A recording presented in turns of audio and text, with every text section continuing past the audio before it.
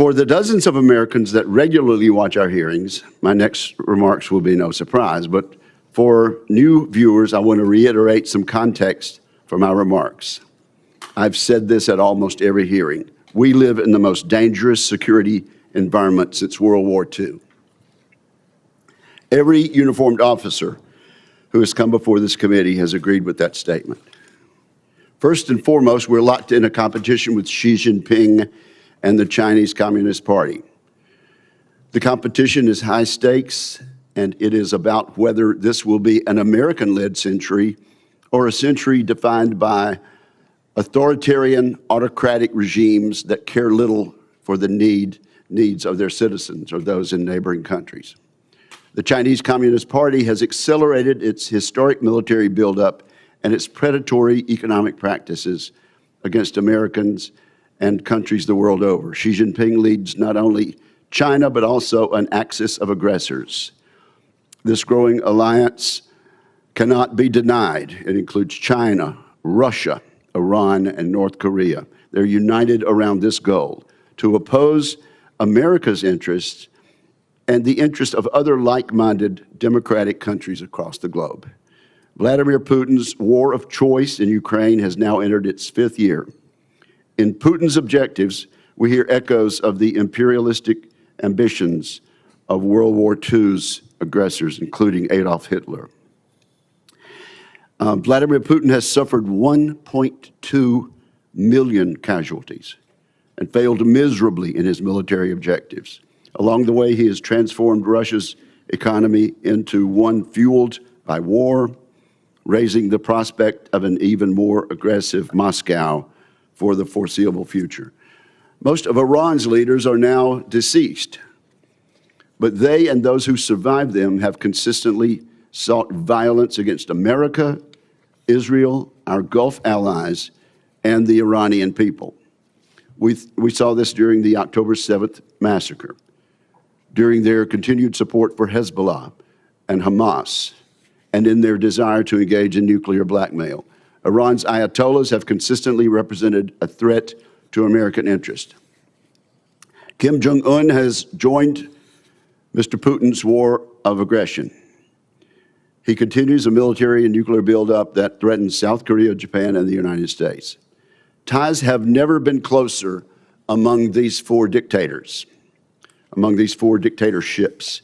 They support each other's aggressive endeavors, they prop each other up financially, and they scheme to undermine America's objectives. We should expect them to continue this behavior. This context plays out across every dimension of national power, the economy, technology, diplomacy, and more. But today we're here to talk about the military dimension of this competition. These regimes have regularly tried to take by force what they cannot secure through the political process. For that reason, we must be ready to deter conflicts and, if necessary, to win them. President Trump has used the U.S. military appropriately and effectively for American interests. He has viewed our adversaries as a united bloc and has taken action in light of that reality. In Operation Absolute Resolve and associated statecraft, the president removed an aspiring dictator off the board and set up Venezuela for a future aligned with democratic interests. In Operation Midnight Hammer, he sought to eliminate the Ayatollah's nuclear program.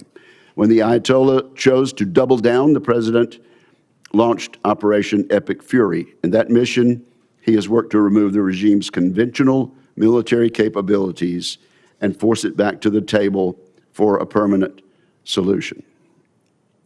While we all mourn the tragic loss of the 14 service members who've lost their lives in this conflict, we do so knowing the world is safer without a nuclear Iran. All of these actions are part of a peace through strength strategy. In this approach, we seek first to avoid war, but we take military action when necessary to achieve U.S. interest. And so, Mr. Secretary, I'm pleased that you are here testifying today in support of President Trump's historic $1.5 trillion defense budget request. That sum will go a long way toward rebuilding our military capabilities for a generation. I should say up front that this may be a long hearing. There's much to discuss. This $1.5 trillion request is chock full of important programs and initiatives that are absolutely necessary to secure American interest in the 21st century. I think this funding underpins and accentuates three comparative advantages the United States possesses over the axis of aggressors. The first comparative advantage America enjoys over our adversaries is that we have the best innovation and industry in the world. So I hope our witnesses today will cover the progress we've made in just the past year rebuilding the American arsenal.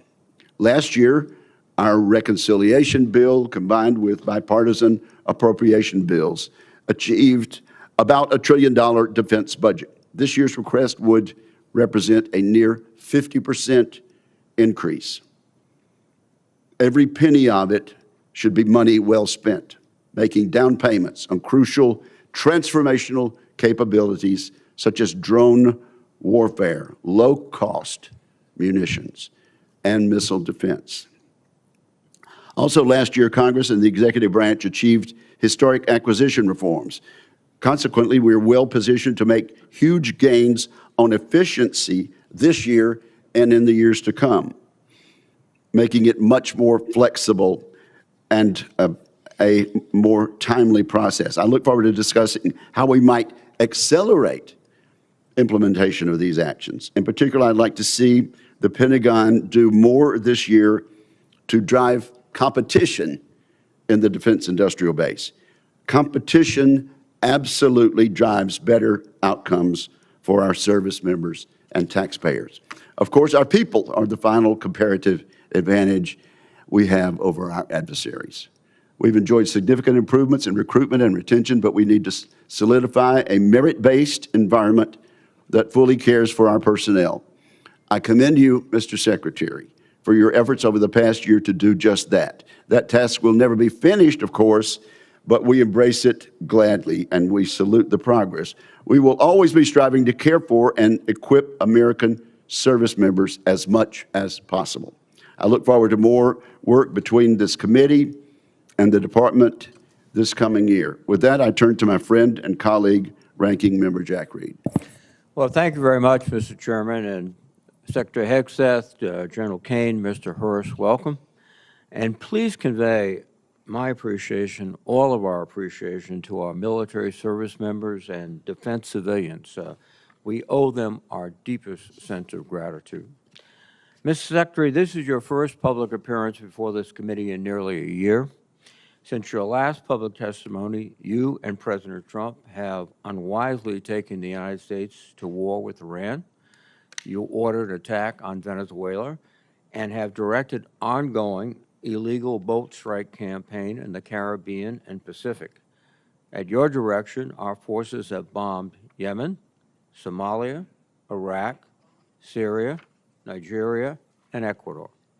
In the United States, you have deployed thousands of troops to cities like Washington, Los Angeles, Chicago, and Portland to police American citizens. And you have personally intervened to end the careers of dozens of military leaders without explanation. These actions will have significant and long-term consequences.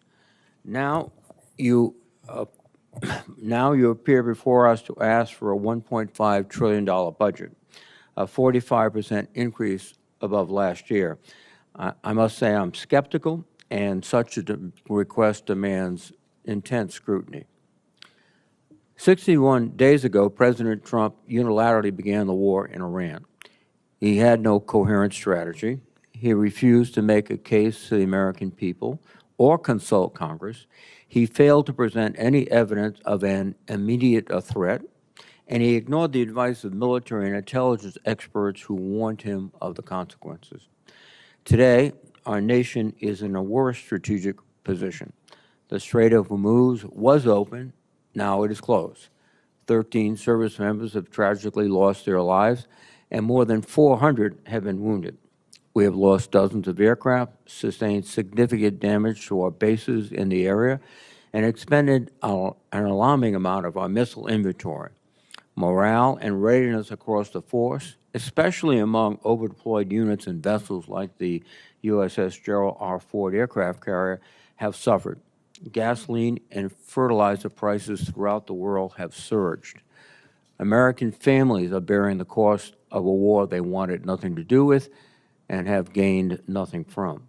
And yet, Secretary Hegseth, you declared victory a month ago. On April 8th, you said, in your words, Operation Epic Fury was a historic and overwhelming victory. By any measure, Epic Fury decimated Iran's military and rendered its combat forces ineffective for years to come. Let me be clear. Tactically, the United States military performance against Iran has been remarkable, and I salute the service members who have executed this mission with skill and bravery. The problem with your statements, Mr. Secretary, is they are dangerously exaggerated. Iran's hardline regime remains in place. It still retains stockpiles of enriched uranium, and its nuclear program remains viable. Iran's military retains enough combat effectiveness to keep the conflict at an impasse. Its missiles and drones remain a far greater threat than you have acknowledged, and the regime has demonstrated it can effectively control the Strait of Hormuz when it chooses. Mr. Secretary, I am concerned that you have been telling the President what he wants to hear instead of what he needs to hear. Bold assurances of success are a disservice to both the Commander-in-Chief and the troops who risk their lives based on them. Our military has performed heroically, but military force without a sound strategy is a path to long-term defeat. I'd like to know what options you are considering now, given the course from this war and the stalemate President Trump has put us in. More broadly, Mr. Secretary, too often you have made dangerous statements that are counterproductive to the mission. You boasted about, quote, no stupid rules of engagement, just days after hundreds of Iranian schoolgirls were tragically killed in a missile strike. You have made troubling statements about showing no mercy and no quarter to the Iranians, orders that would constitute war crimes. As importantly, while our men and women are fighting and dying overseas, you have focused unduly on your own personal agenda. In the past 2 months alone, you have taken upon yourself to overhaul the chaplain corps, cancel flu vaccine requirements, repeal firearm restrictions on military posts, and bar service members from attending certain universities. Just this week, you brought performer Kid Rock to an Army base to go for a joyride in an Apache helicopter after dismissing an earlier investigation into the pilots who recklessly chose to hover above his home. That runs directly counter to the chain of command and maintaining good order and discipline. Most disturbingly, during your tenure, you have fired dozens of our most senior military leaders and personally intervened to block the promotions of many others. That is a betrayal of the merit-based system that forms the foundation of our military. You are hollowing out the military's bench of experienced and highest-performing senior officers while making young officers wonder if they should continue to serve. My colleagues and I have heard from countless service members throughout the ranks, many of whom will be watching right now, who are confused and disturbed by your actions. Hopefully you can explain them today. Additionally, this committee expects a fulsome update on Operation Southern Sphere. This ongoing campaign against suspected drug trafficking boats has resulted in nearly 200 fatalities. The administration has failed to explain the long-term objectives of this mission or provide any evidence of reduced drug flows into the United States. I would ask for a credible answer to this most fundamental question: what is the operation actually meant to accomplish? Mr. Secretary, you are here to promote the President's $1.5 trillion defense budget. While this budget provides funding for necessary programs, including shipbuilding and drone manufacturing, many other critical programs like barracks repair and aircraft procurement would rely on the passage of a party-line reconciliation bill. Further, this budget slashes research and development, provides no funding for Ukraine, and includes no funding for losses incurred from the Iran war. Yesterday, Mr. Hurst testified that Operation Epic Fury has cost $25 billion. If nothing else, that help clarifies that we certainly do not need a supplemental anywhere near $100 billion, much less $200 billion. And in this record-breaking budget, there is no pay adjustments for the civilian workforce, and with inflation, that is a pay cut. After a year of DOGE layoffs and a hiring freeze across the department, this is an insult to the 800,000 men and women who support our warfighters every day.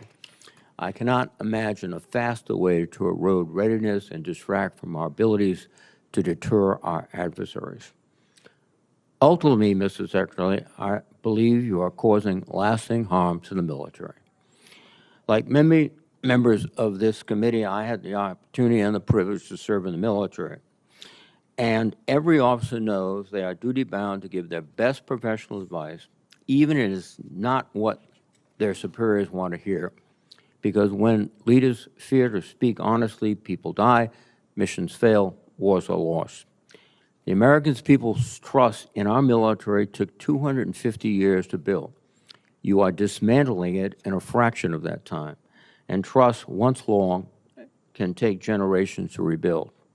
Mr. Secretary, today I hope you'll take a step forward toward rebuilding the trust that has been lost. Thank you, Mr. Chairman. Mr. Secretary, you are now recognized for your opening statement, sir.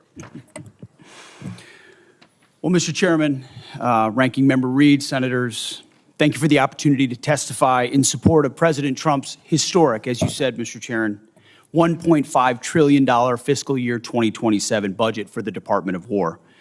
The President's budget request reflects the urgency of the moment, addressing both the deferment of long-standing problems as well as positioning our forces for the current and future fights. I'm honored to appear alongside General Dan Kaine, Chairman of the Joint Chiefs of Staff, and Jay Hurst, our Chief Financial Officer and Comptroller. I'd like to start by thanking this committee and Congress for your partnership in securing the investment needed for a stronger, prouder, and more secure military. Your focus on acquisitions, your focus on efficiency are the reflection in our department as well and in this budget. A nation's ability to build, to innovate, and to support the critical needs of its warfighters at speed and at scale is the foundation upon which its deterrence and survival rests. However, upon taking office on January 20th, 2025, President Trump inherited a defense industrial base that had been hollowed out by years of America Last policies, resulting in a diminished capacity to project strength. Under the previous administration, we were offshoring, outsourcing, beset by cost overruns and degraded capabilities. But under the leadership of President Trump, our builder-in-chief, we are reversing this systemic decay and putting our defense industrial base back on a wartime footing. Urgency informs everything we do. We're rebuilding a military that the American people can be proud of, one that instills nothing less than unrelenting fear in our adversaries and inspires historic morale and recruiting in its ranks. We fight to win in every scenario. The $1.5 trillion budget put forward by the President will build upon a previous $1 trillion FY26 top line and will continue to reverse the 4 years of underinvestment and mismanagement of the Biden administration. The $1.5 trillion budget will ensure that the United States continues to maintain the world's most powerful and capable military as we grapple with a complex threat environment across multiple theaters. Not to mention, the budget also includes a historic troop pay increase, 7% for junior enlisted, and the budget eliminates all poor or failing barracks. Quality of life for our troops is front and center in this budget. By supercharging our defense industrial capacity and transforming how the department does business, we are restoring American commercial dominance at a pace unseen in generations, transforming the defense industrial base from the broken, slow-moving systems of the past. We have flipped the Pentagon acquisition process from a bureaucratic model to a business model, decisively moving from an acquisitions environment paralyzed by bureaucratic red tape into an outcomes-driven organization focus on delivering the most for taxpayer dollars. Over the past year, through historic multi-year procurement agreements that this committee supported, we've cut smart business deals that have sent unambiguous demand signals to industry to build more and build faster. The result has been a surge, a revitalization of our great American factories and a massive reinvestment in the skilled American workers who serve as the industrial muscle behind our warriors. You're a war criminal. You should be arrested. What you're doing is despicable. The American people do not want to go to this war. We don't want to fight a war for Israel. This is not the status.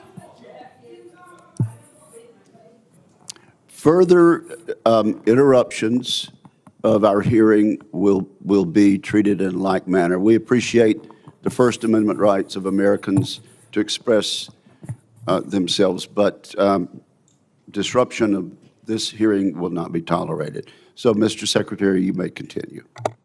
I'll briefly provide some concrete high-level metrics of what we've accomplished over just the past few months. These are announced new facilities and investments to support American warfighters. The department has helped stimulate more than 250 private investment deals in 39 states, 180 cities, in 150 companies worth more than $50 billion. It's resulted in 280 new or expanded facilities, more than 18 million new square feet of American manufacturing, and more than 70,000 new jobs. These $50 billion in investments in new plants, new assembly lines, and new factories are private investments, not taxpayer dollars. By completely transforming our department's business model, American companies are investing in America with their own dollars, a historic demonstration of American manufacturing and defense revitalization, all with their money, not Uncle Sam's. This has never been done before and is long overdue, from a bureaucratic model to a business model. These investments equal great things for America, for American families, and American workers, to ensure that our warfighters have everything they need, all American made. Together with the help of the policy updates and appropriations passed by Congress, President Trump's War Department has begun to turn the lights back on in our manufacturing towns across this country, forging a lethal arsenal of freedom.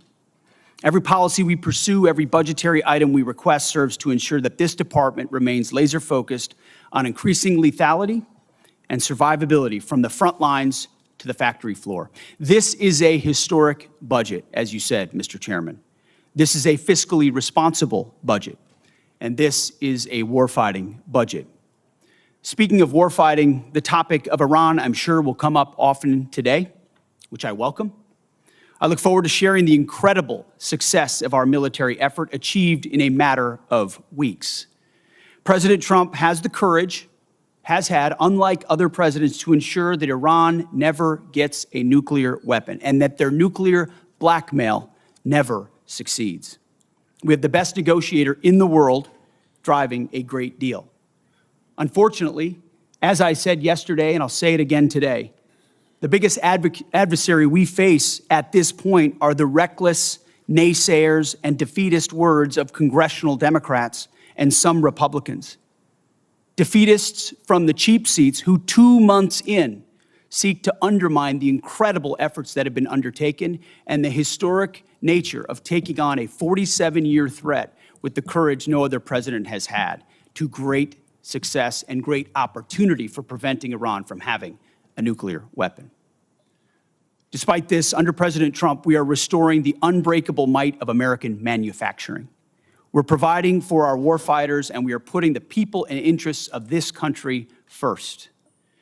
May Almighty God continue to watch over our troops wherever they are, and may we honor the legacy of those brave Americans that we have lost.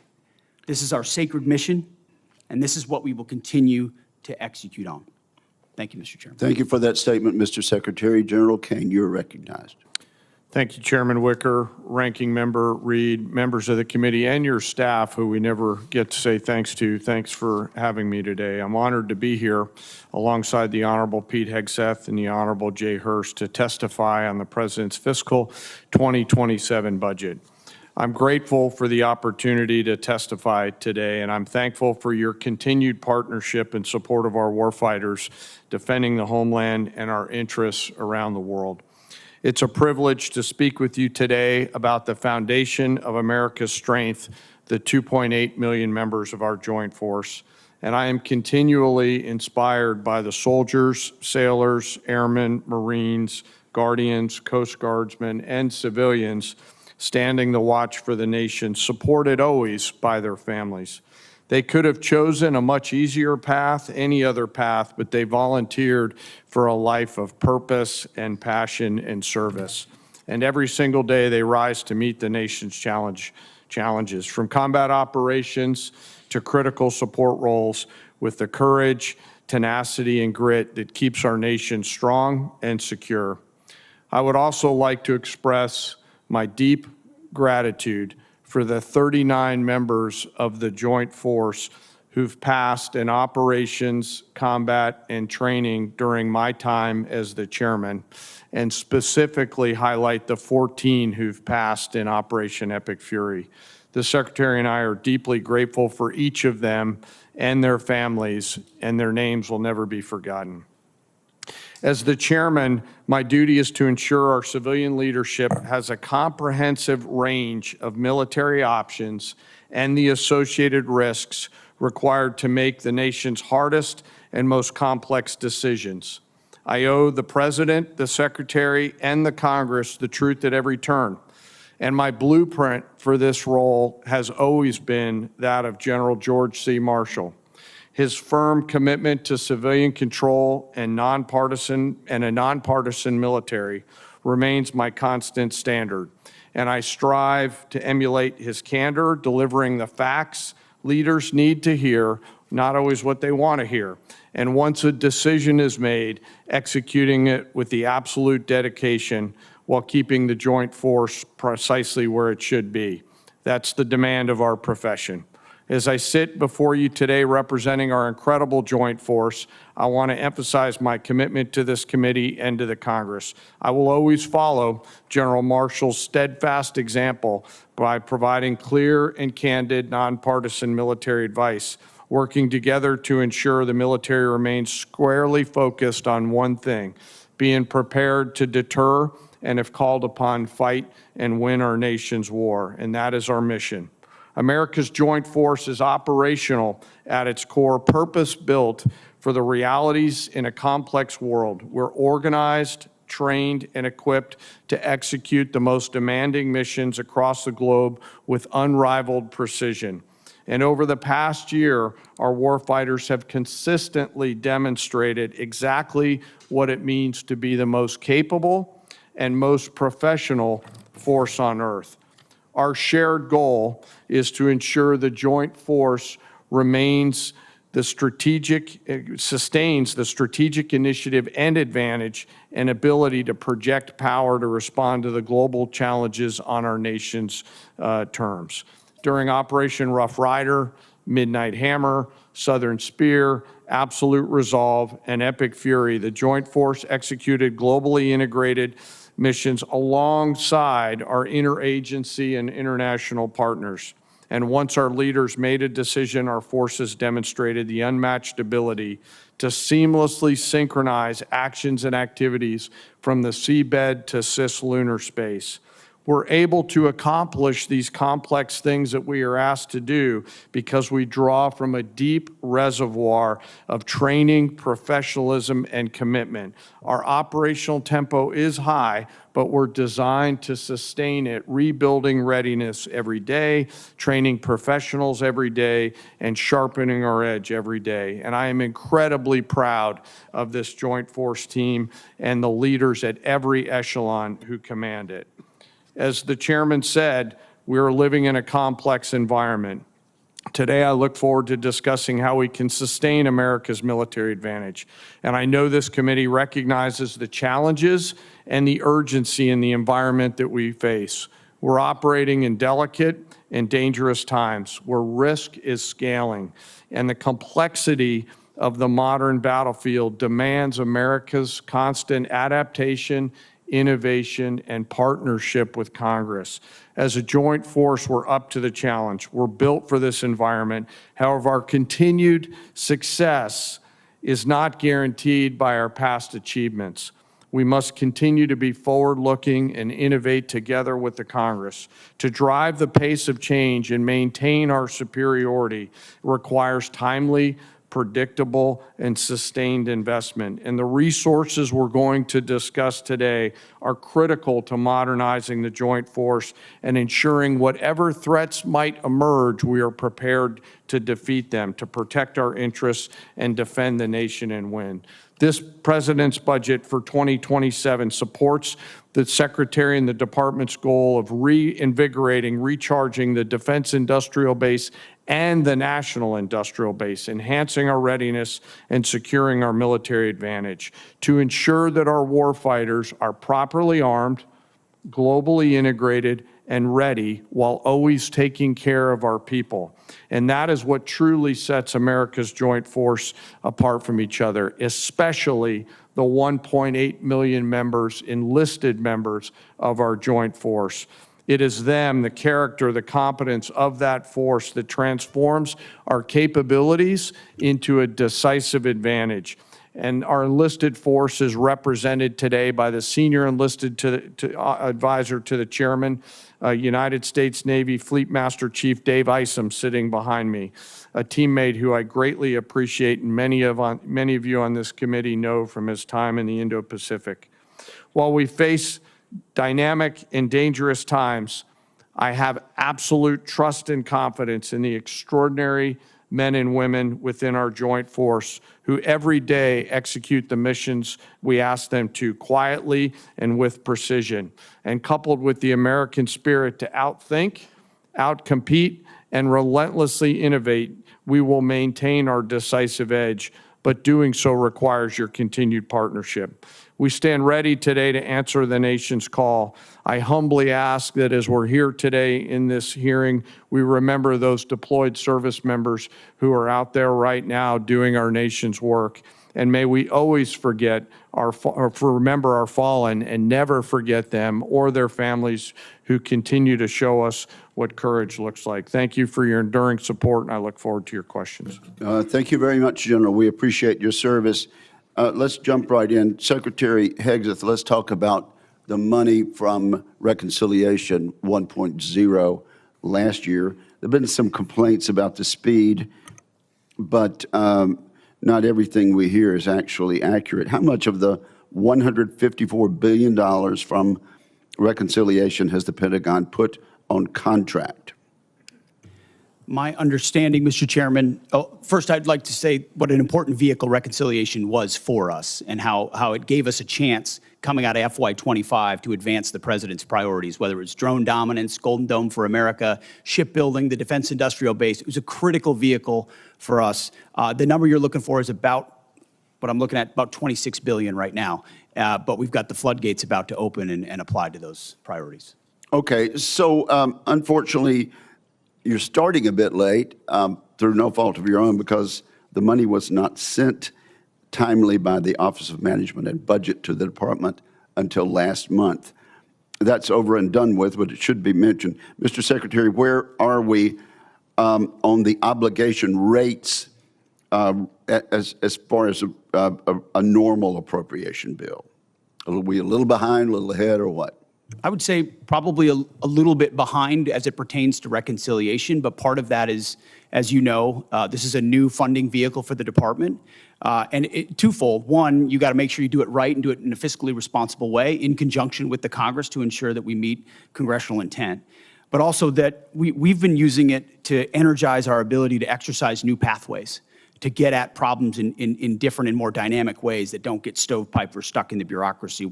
So yes, there's been some delays, but ultimately I think it's all goodness on the other side, given the new nature of this funding vehicle. Right. Yes. Well, and things have been done differently, and we appreciate that. But Mr. Secretary, will you commit to us that you'll keep the committee informed frequently of your efforts to get all this money out the door, so our industrial base can start building as you have described in this new flexibility that we provided them? Absolutely.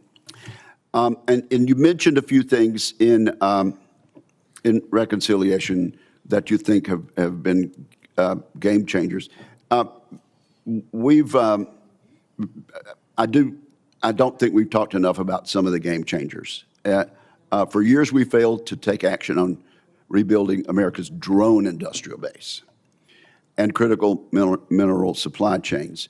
After last reconciliation bill and the National Defense Authorization Act, we're in a very different position on drones and critical mineral supply chains, are we not? Very much so. Mineral supply chains, drones, we went from JIATA 401 to an autonomous warfare group. We're looking at the concept of a sub-unified command, and you're looking at $54 billion in the FY27 budget dedicated to drone dominance, UAS, counter-UAS, ensuring we can scale not just exquisite drones, but also the attritable ones that are proliferating on the battlefield today. We need to be ahead. Are there any other initiatives from last year's bill that you want to point out? And you only have a minute and a half. The investment in Golden Dome for America, Right. the ability to get running on that, and we are on schedule to deliver capabilities inside this administration. Minerals and shoring up supply chains on minerals. The Office of Strategic Capital, which its ability to loan gives 10x to new entrants into the department, the opportunity to fund things that wouldn't normally meet the threshold for the department, but give them the running room to invest in those capabilities, and we've already seen fruit from that as well. And briefly, General Kaine, there's no question that Vladimir Putin's Russia is taking serious action to undermine our efforts for success in Iran. Is there any question about that? Senator, I think there's actions and activities that are mindful of the hearing room we're in, but there's definitely some action there. Thank you very much. Senator Reid, you're recognized. Thank you very much, Mr. Chairman. Mr. Secretary, you recently fired the Army Chief of Staff, General Randy George, who's one of the most distinguished and decorated officers of his generation.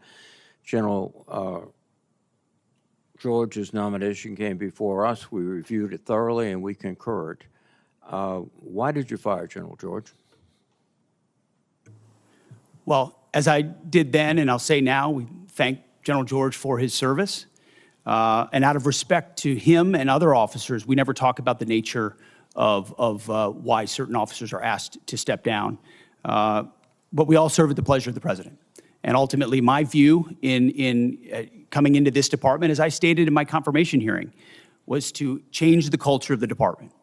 And it's ultimately challenging to change the department, the culture of a department with the same people who are a part of or in that department. So I have made many changes with general officers.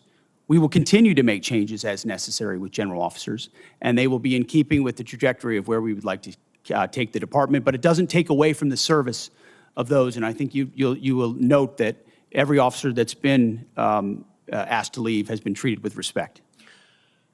Interesting.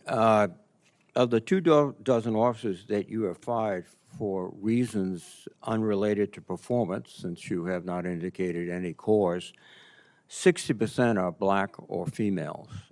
Now, did the president direct you to single out female and black officers to be dismissed? Senator, of course not. And as we've emphasized at this department from the beginning, the only metric is merit.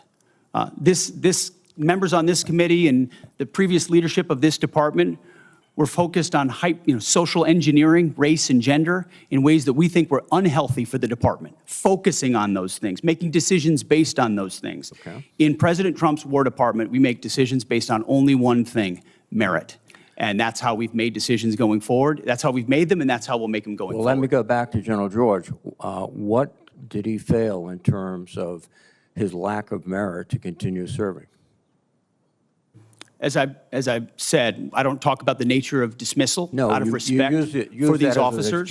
But ultimately, we want to take the department in a particular direction, certain services in a particular direction, and we want leadership that's running as fast in that direction as possible. And in some cases, we make changes accordingly, but do so out of respect to those officers. Well, I think that direction from your behavior is an intense interest in Christianity, in nationalism, and in not recognizing the talents of women and non-white gentlemen, and that's the wrong direction. I don't know what you're insinuating, Senator, but I am not ashamed of my faith in Jesus Christ. Well, No, I'm not. you shouldn't be And ashamed. if you want to shame me for it, go ahead. I'm not shaming you, but are you critical of other faiths? I am a believer. I'm quite open in that, and our department allows for a multitude of faiths. So I don't know what you're suggesting. I've heard the likes of things that people like you suggest to try to smear my character, and I won't give into it. No. I'm sorry, Mr. Secretary, but broadcasting before the national religious broadcasters stressing the need for more Christianity in the military forces doesn't seem like a neutral position in which you tolerate and accept all religions. Let me move on. The strategic aspects of this operation in Iran. The president declared that we're going to destroy their missiles and raise their missile industry to the ground. And after more than 13,000 strikes, unclassified assessments conclude that Iran retains more than 40% of its drone arsenal and 60% of its ballistic missile launches compared with pre-war levels. That's one of his objectives. The second objective was regime change. To the great proud people of Iran, I say tonight that the hour of your freedom is at hand, and we will take over your government. Well, when we finish, we'll take over government. That has not succeeded. And then one of his other things is at the onset of the war, the president said, we will ensure that Iran does not obtain a nuclear weapon. Military operations in Iran have not achieved that goal yet. And it also seems to indicate that his pronouncements about Operation Midnight Hammer, obliterating the nuclear policy and structure of the Iranians, was false. So you have not achieved any of the objectives yet that has the president mentioned. Well, in this setting, I won't talk about the nature of metrics, which are classified, as you know, Senator. But I can say that looking at the objectives we set out to achieve from the beginning, some of which you laid out, our military objectives have been stunningly effective. Take, for example, their defense industrial base. They're completely incapable at scale at any level of reconstituting the capabilities you referred to, which is a devastating result for any country, especially one whose ambitions are as wide as Iran's. So we've put the president in a very strong position to ensure Iran never gets a nuclear weapon. That's the takeaway that's been underneath every single aspect of this. For 47 years, Iran's trying to blackmail its way to a nuclear weapon. They were closer than ever before because of bad deals under previous administration. President Trump was willing to do something about it and not allow their conventional missile shield. That's the North Korea strategy. That's, to be clear, what Iran was pursuing. Hiding their nuclear ambitions, revealing them over time, and then building a conventional shield of missiles so powerful that no country would challenge them for fear of what would happen if they unleashed that arsenal. Weakened after the 12-day war and Midnight Hammer, which did obliterate their sites, President Trump saw an opportunity, because their ambitions continued, to ensure that umbrella of nuclear blackmail did not allow them to get to a nuclear weapon. And the world is safer because of his bold and historic choice. Mr. Secretary, I think that's rhetorical but not factual. Thank you. Thank you, Senator Reid. Mr. Secretary, Mr. Hurst, General Kaine, welcome. Over the last several months, I've worked closely with some of the new direct reporting program managers, and I've been encouraged by how they're approaching the department's most complex acquisition systems. General White's pulled forward the next milestone for the Sentinel program by at least 6 months. General Gutlein has completed the initial blueprint for the Golden Dome architecture and is beginning to build it out. For years, this committee has known that we must improve our ability to defend our homeland against a wider variety of threats. And we finally have a partner with the full backing of the department to lead the charge. Mr. Secretary, what's the advantage of this new type of program management structure? Well, thank you for the question, Senator. It's acquisition authority, technical authority, contracting authority. It's consolidating decision-making in one place under a highly screened, highly capable General White and General Gutlein, who know that terrain extremely well and understand what mistakes have been made in the past in programs of that magnitude, and then are given the authority to cut through the red tape. That's the key. Success or failure lands with them, and they know it. And as a result, they're incentivized to ensure that program, and then given every dollar and authority needed to move it as quickly as possible. So whether it's Sentinel, whether it's F-47, whether it's Golden Dome for America, these critical strategic assets, the direct report construct, along with Deputy Secretary Feinberg, who is a national treasure and is changing the way we do business at this department, is giving us a chance to ensure these critical systems are delivered. Thank you. And General Kaine, can you give us your thoughts on why the Golden Dome received why they must receive that requested $17 billion in funding for the fiscal year 27? Well, Senator, it's as you know, it's an essential part of our Homeland Security layered defense, and as General Gutlein begins to do the work that you're asking about, and frankly helping to advance, you know, the insurance around that down payment, charging the defense industrial base with those capital allocations will allow them to get after it much quicker. We appreciate the help. And if there's a delay in that funding? Well, I hopefully there won't be, Senator, because we've got a leader on that account 24/7, 365. But if we do, we'll always, of course, come back and talk to the Congress, but also figure out what has to be true to help that constraint get removed in that production system. And that's really what we're asking these leaders to do, is to be able to get past the theory of constraints. Okay, thank you. Secretary Hegseth, I agree with your statement on nuclear deterrence when you said nothing else matters if we don't get this right, so we will. We need a modernized nuclear triad and NC3 architecture that can credibly deter multiple adversaries instead of an insufficient nuclear force structure based on fundamentally flawed assumptions made 16 years ago. Our presidents must also have a more diverse set of options so that they can effectively manage more complex nuclear escalation dynamics. So, Mr. Secretary, how does this budget request achieve those objectives? Well, thank you for your leadership on this issue for a very long time. First and foremost, it invests in it. $71 billion in our nuclear triad and NC3, understanding that if you get that wrong, you get everything else wrong. Frankly, it's why the Iran effort is so important. Imagine what the situation in the region would look like if Iran also wielded a nuclear weapon, and the limits it would put on our capabilities in those situations.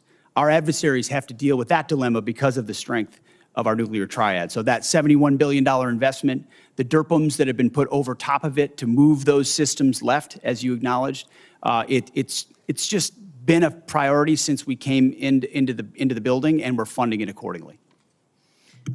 And Chairman Kaine, Secretary Hegseth, whoever would like to answer this, should our nuclear command control and communication systems like the SAOC be given the same level of priority as Congress considers the department's budget request as our triad? I think so, but I defer to the chairman. Yes, ma'am. We got to be able to see to anything. So, yes, ma'am. Thank you. Senator Shaheen, you are recognized. Thank you, Madam Chair. Secretary Hegseth, Congress enacted $400 million to provide security assistance to Ukraine in January. Now, the committee received a notification just yesterday confirming only that the funding would go toward Ukraine. It contained no details about the type of equipment, no delivery timelines, nothing that is typically included in these notifications.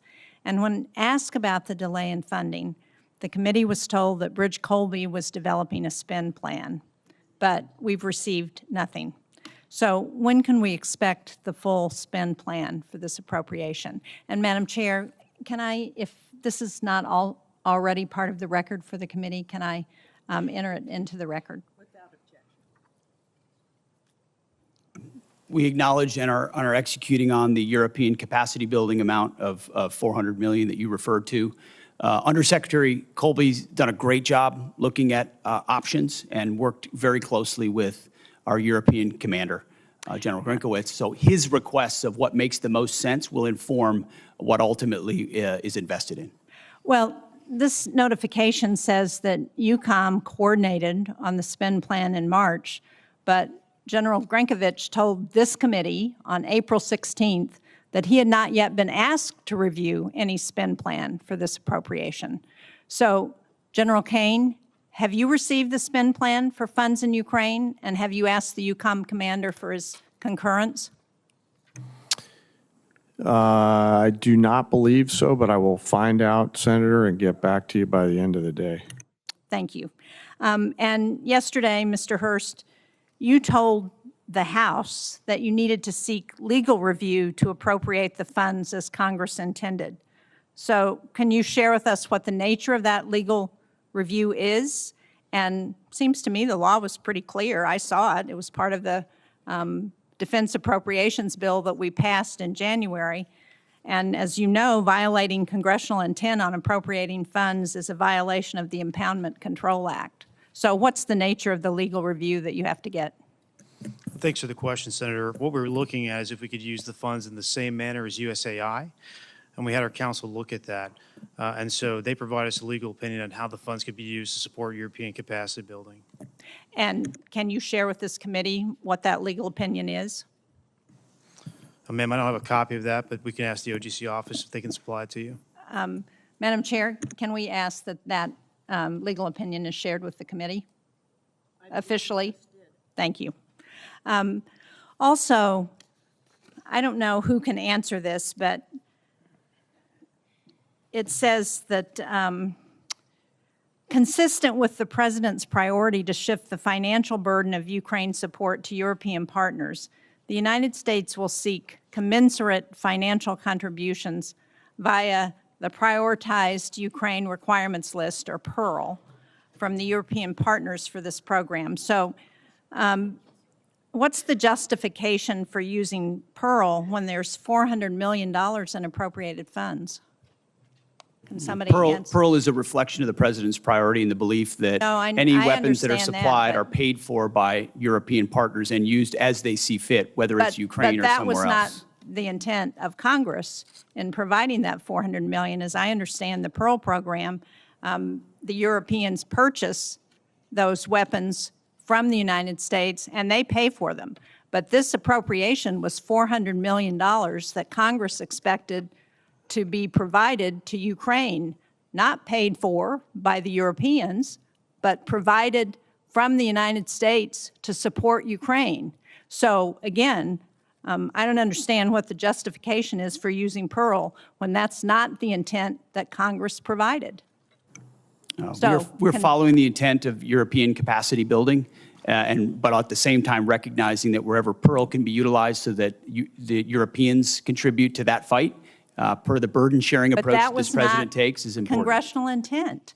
And that's what I'm asking you, why you're using PEARL to do something that Congress intended to go directly to Ukraine.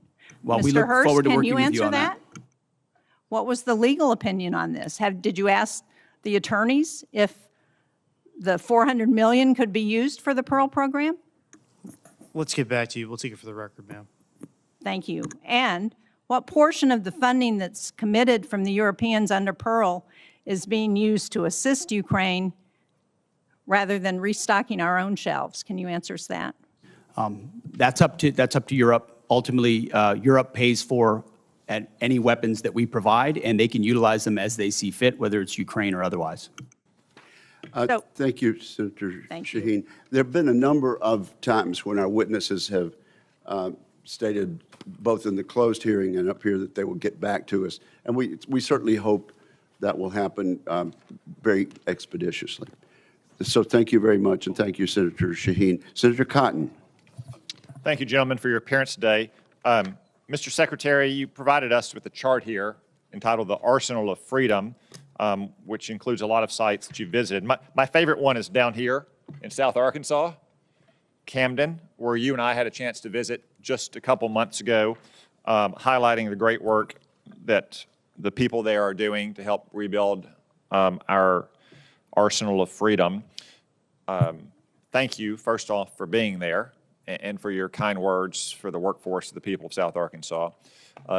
Isn't it fair to say that the war in Iran, just like the Ukraine war before it and still today, hasn't caused any challenges with our munitions the way some of our Democratic colleagues would say, but it's exposed a decades-old problem of brittleness and fragility in our defense industrial base before you and General Kaine took over, and that we're trying to address right now? In many ways, that's precisely what we're trying to address. We also have a situation where President Trump rebuilt our military in the first term, and a lot of those munitions and a lot of those capabilities were sent to Ukraine under the previous administration, to the point where when we ask our commanders or when we look at O plans, the answer often is that was sent to Ukraine. So the recognition of those two things has, as the president gave us a charge from day one to rebuild the arsenal of freedom, to fast forward, not to provide a little bit more of each thing, but 2x, 3x, 4x the number of exquisite munitions that we need. The expenditures that we've seen under this administration, we can account for them, and we ensure that other O plans and elsewhere are well taken care of. So on the munitions front, we're in really good shape, but we need to accelerate, and that's exactly what we're doing. And I think that's an important point you make, is that we're not just trying to fill a hole that was created by epic fury or by support for Ukraine. We're going to fill that and then go much beyond that for our needs in the future. So we're never caught where we were over the last several years with these worries about munitions running short. Is that right, Mr. Secretary? That's exactly right. The president has charged up with not just replacing anything, but filling it up, as he might say, to the tippy top, and make sure that the remainder of this term and future presidents have all the munitions they need for any level of contingencies, especially considering the dangerous world we live in. I want to turn now to Operation Epic Fury. It's been a smashing military success. Unfortunately, we have suffered casualties, to include soldiers killed in the line of action. Obviously, our military takes the greatest steps possible to protect our troops, whether they are in action or whether they are on bases in the region. No war, though, is antiseptic. Mr. Secretary, could you explain some of the steps we've taken to try to minimize, to the greatest extent we can, the number of casualties we've taken in the Middle East? First of all, every day we live to ensure that we follow through on the legacy of those who gave everything. So that's front and center for us. But I can also say, and the chairman may want to weigh in, from the beginning of looking at the possibility of this contingency, setting the defense and ensuring that Admiral Cooper and everyone throughout CENTCOM had every possible measure they could to ensure that our troops are protected and force protection was maximized was the top priority. Moving assets to the region, we integrated our air defenses with local Gulf countries to ensure our shot doctrine was maximized, whether it's ballistic missiles or on drones, flowing in the most recent capabilities to ensure we can intercept drones, moving troops off the X. I think what people mostly don't know is that a massive effort was undertaken before this conflict to move as many humans off of targets to other places and maintain operational security about where they might be to minimize the space with which Iran could hit. We always knew something getting through was a tragic possibility. But I can assure you, from our perspective, that was priority number one, as it was Admiral Cooper's, to ensure that fortification and missile defenses were right there when we went on offense if we had to. General Kaine, do you have anything to add? Well, in addition to just, again, mourning our fallen from the 103rd, what I'll add to the Secretary's comments is after every tragic loss, commanders at every echelon within our joint force are going to go back and look at what was our plan and what lessons we can learn from this so that we protect and defend our soldiers, sailors, and other members of the joint force the next time. Thank you, and I know you do, and I just wanted to give you the opportunity to speak to what you've done to try to prevent casualties and minimize them. Obviously, again, no war is antiseptic. One final question. I understand you've been accused of lying to the president. Mr. Hegseth, have you lied to the president at all about what's happening in Iran or Epic Fury? No, only tell the truth to the president. General Kaine, have you lied to the president about what's happening in Iran or Operation Epic Fury? Never. I suspected that would be your answer, but since you were accused of it and deep staters are leaking to the media about it as well, I just wanted to give you a chance to answer on the record that, of course, you've always given the president a completely accurate picture of what's happening. Thank you, gentlemen. Thank you very much, Senator Cotton. Senator Gillibrand and then Senator Rounds. Thank you, gentlemen, for appearing before this committee, and thank you for the closed session prior to this. I don't know if you fully appreciate how much the American people do not support this war. It is an unauthorized war. Normally, when you come to Congress, it's a way for the American people to be part of that discussion. The American people, particularly in my state of New York, are upset for a lot of reasons. First of all, this war is costing so much money. Over $25 billion already, estimates $1 billion a day, and they're feeling it every single day at the gas pump with higher prices for both fuel, for diesel, for gasoline for their cars. They're also feeling it with higher grocery costs, and they're exhausted. They are truly exhausted. On top of that, they have so many grave concerns about how this war is being prosecuted. They read in the paper that 22 schools have been hit. They read in the paper about a girls' school, hundreds getting killed. We have a debate going on in this country about AI, a serious debate about AI. And I haven't heard yet from you that you will not allow AI to make final targeting determinations, even when nuclear weapons are being used. That's a huge issue that we need to discuss. So I want to start from the top, Secretary Hegseth. Why do you continue to prosecute a war that the American people aren't behind? First of all, I appreciate the opportunity for that closed session where we had a, unsurprisingly, very different discussion than we have here with the cameras on. We support this. Because my job is to represent New Yorkers, and I can tell you, when I talk to them all across my state, they are furious, and they expect me to explain to them why they are furious. And Senator, when I talk to Americans, and especially when I talk to the troops, they are grateful for a president who has the courage to take on this threat after 47 years of what Iran has done, targeting and killing Americans, and what it would mean to the world if Iran's nuclear ambitions were actually achieved. So the question I would ask to you and to others is, what is the cost of a nuclear-armed Iran? What is the cost to the American people if the world's most dangerous regime has a nuclear weapon?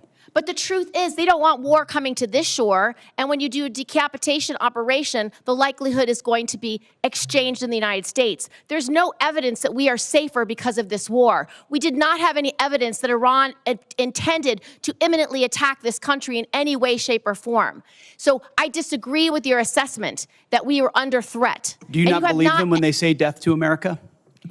Listen, our adversaries use rhetoric all the time. What I'm concerned about is we are not safer, and I would just like to know why you have not sought the support of the American people, and 3 out of 5 Americans are against this war today. I believe we do have the support of the American people, and we have briefed regularly what this mission looks like and why it's critically important that we undertake it. And I would remind you and this group that we're 2 months in to an effort. And many congressional Democrats, as I pointed out, want to declare defeat 2 months in. Iraq took how many years? Afghanistan took how many years? And they were nebulous missions that people went along with. This is different. This is a defined mission set that we have had great success in pursuing against a determined enemy who seeks nuclear weapons. And I'm proud of the opportunity to remind the American people, because they believe in it as well, that they can't have it. You don't care whether when the American people support this war. The American people are quite smart. They understand and see through spin. They know that a regime that says death to America, that seeks nuclear weapons and the ability to deliver. Did they lie about the range of their missiles? How much Because I saw a 4,000-kilometer How much more will you missile ask the get American shot people at to pay for this war? Diego right Garcia. now, do you want it $1 billion a day? Do you want it $2 billion a day? You're asking for $200 billion more to fund this war and to make sure we have. We didn't ask for $200 billion. I don't know where you got that number from, Senator. I think you got it from the news, which you should be careful what you read in the news. Okay, Mr. Hegseth, Secretary Hegseth, here's a few more. Let's talk about how you're prosecuting the war. What is your response to targeting that has resulted in the destruction of schools, hospitals, civilian places. Why did you cut by 90% the division that's supposed to help you, not target civilians? And do you know the impact of a strategic failure at a war when you have so many civilian casualties? You may have tactically completed a mission well, but strategically is not meeting your goals because of the harms to civilians. What is the cost of that? Let's leave time for an answer. No military, no country works harder at every echelon to ensure they protect civilian lives than the United States military. And that is a ironclad commitment that we make, no matter what systems And we why use. did you cut the department by 90%? Thank you, Senator Gillibrand. There'll be other rounds of questions. Senator Rounds, you are now recognized.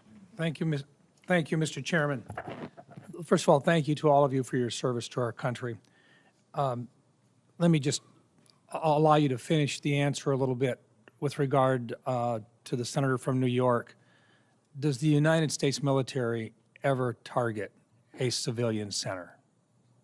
Well, thank you, Senator. Unlike our adversaries, unlike radical Islamists, unlike those that target civilians or use civilians as shields, the United States military never targets civilians and puts constructs in place to ensure that the maximum extent possible, we do not harm or hit civilians. Is war a difficult place with a lot of complexities? Absolutely right. But no country does more and no department does more than our department. Do you still have all of the resources necessary to assure that every opportunity to eliminate that as a threat in terms of that happening? Do we still have the resources available in the department to make sure that we do the best we can never to hit a civilian target? Every resource necessary at every echelon is available, legal, intel, and otherwise, to ensure that we minimize at every extent possible civilian casualties. And the suggestion was made that somehow AI might be used without a human in the loop, which is a classic anthropic talking point, which is half of what we talked about previously. There is a human in the loop on decisions that are made, and the suggestion otherwise is to suggest that somehow AI is running targeting.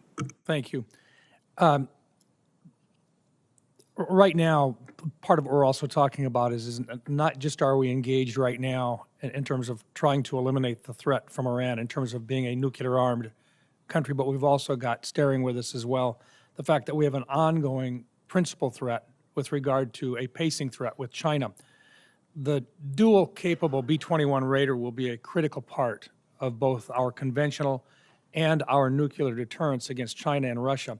As you know, the Air Force's program of record includes plans to procure 100 B-21s, but many national security experts and leaders, including STRATCOM Commander Admiral Corral and INDOPACOM Commander Admiral Paparo, are calling for a greater number of B-21s. Admiral Paparo testified here last week that he would favor buying 200 B-21s. Secretary Hegseth and Chairman Kaine, could you speak to the progress and the importance of the B-21 program, and if you agree with the growing sentiment that the U.S. needs to revisit the B-21 program of record and assess the requirement for at least 200 B-21s to match the global threat, would you speak just to exactly what that would mean and what the probability of that is? Thank you for the question, and I appreciate the fact that you're listening to and hearing from combatant commanders, because that's who we listen to as well, who are looking at the operational plans and what would be required to ensure we deter and, if necessary, defeat. Assets like the B-21 or the F-47 are critical to that. That's why we're funding them and increasing the funding, and where necessary would increase the allocation. And I think you see a budget that reflects the reality that we have to invest in more capabilities, to include the B-21, which is ahead of schedule, and we will be funding to the tune of $6 billion, and we believe will require a lot more, over 100 in the future, but I'll defer to the chairman.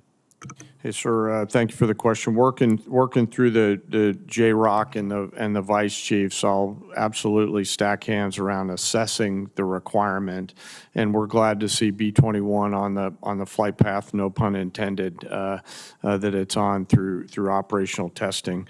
On the specific numbers, the one sort of big picture strategic thing I want to say is we we want to make sure as we think through what does air power of the future look like based on the evolving threat, that we're staying well in front of it. And so that's the only thing we'll look at in the assessment. But I'm on board with assessing the numbers. I want to make sure we're buying ahead of the technology development curve so that we give all those young warfighters out there the capabilities that we need well into the future. Is there any question at all that we're going to need more than 100 B-21s? I want to go back. Here's how I'll look at it, Senator. I want to go back and look at the O plans right now that we have to make sure that we allocate those numbers. So I don't believe so, but I do want to take the due diligence time if you'll allow me to look at that, Senator. Good. I appreciate the opportunity to visit with you and to clarify Yes, sir. Absolutely. what that number should look like in the near future. Yes, sir. Thank you. Thank you very much, Senator Brown. Senator Blumenthal. Thank you, Mr. Chairman. Thank you for being here today. I want to talk about the costs of war. The costs of war include caring for our veterans. We've had an estimate from Mr. Hurst yesterday that the cost to date in dollars for this war has been $25 billion, which I believe is well below the actual cost based on everything that I've heard, everything available to us in various kinds of settings, and I'm going to ask for a more accurate assessment. But we also know that about 400 service members have been wounded as a result of this war. When they retire, when they come home, their retirement pay will be docked dollar for dollar for every disability benefit dollar they receive. Secretary Hegseth, I'd like your commitment that you will support the Major Richard Starr Act that will eliminate this wounded warrior tax. I'm sure you're familiar with it. Tens of thousands of servicemen and women now are reduced in their retirement pay literally for every dollar of disability benefits they receive. Well, I appreciate your focus on this issue, and I will tell you you mentioned roughly 400 that have been injured. Thankfully, over 90% are returned to duty. But that doesn't mean they wouldn't have a residual challenge. And we're tracking that at point of injury to ensure that that is noted, even though they're returned to duty. But what I'd like is your commitment that you will support the Major Richard Starr Act. As I have said in the past to other organizations, we support the Richard Starr Act. Thank you. On the issue of cost, Mr. Hurst, does that $25 billion estimate include all of the costs in terms of damage to our bases, the need to replace planes and munitions, and the costs of injuries to our servicemen and women?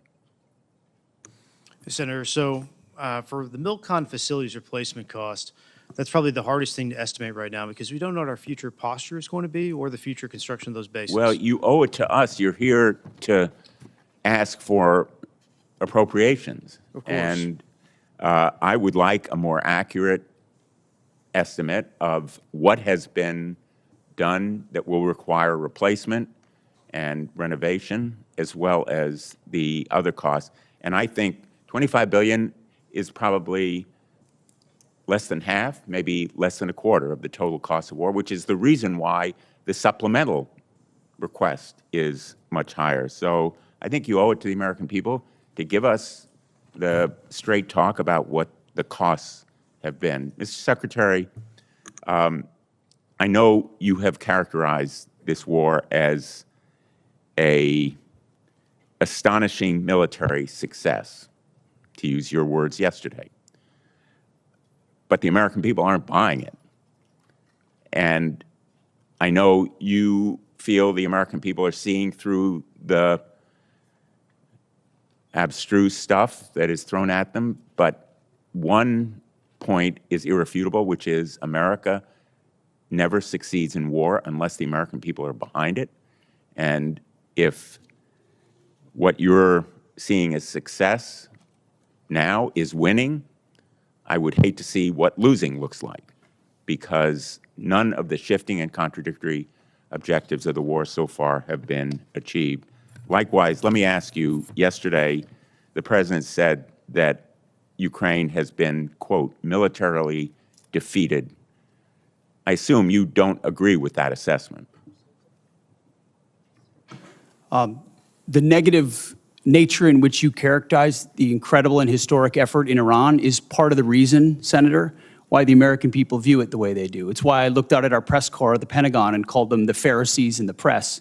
It's because they look for every problem. Well, I'm asking you about you look for every Ukraine. problem that Do you believe exists, Ukraine and you has been miss. militarily defeated?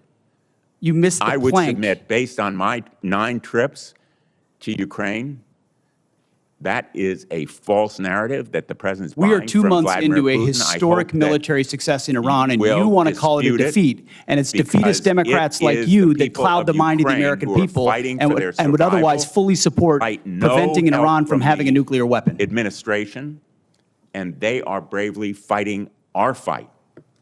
And that is the reason that I'm pursuing the Russian sanctions bill, which is bipartisan, along with Senator Graham, and why I hope we will recognize our obligation to release that $400 million, which we've appropriated. Thank you, Senator Blumenthal.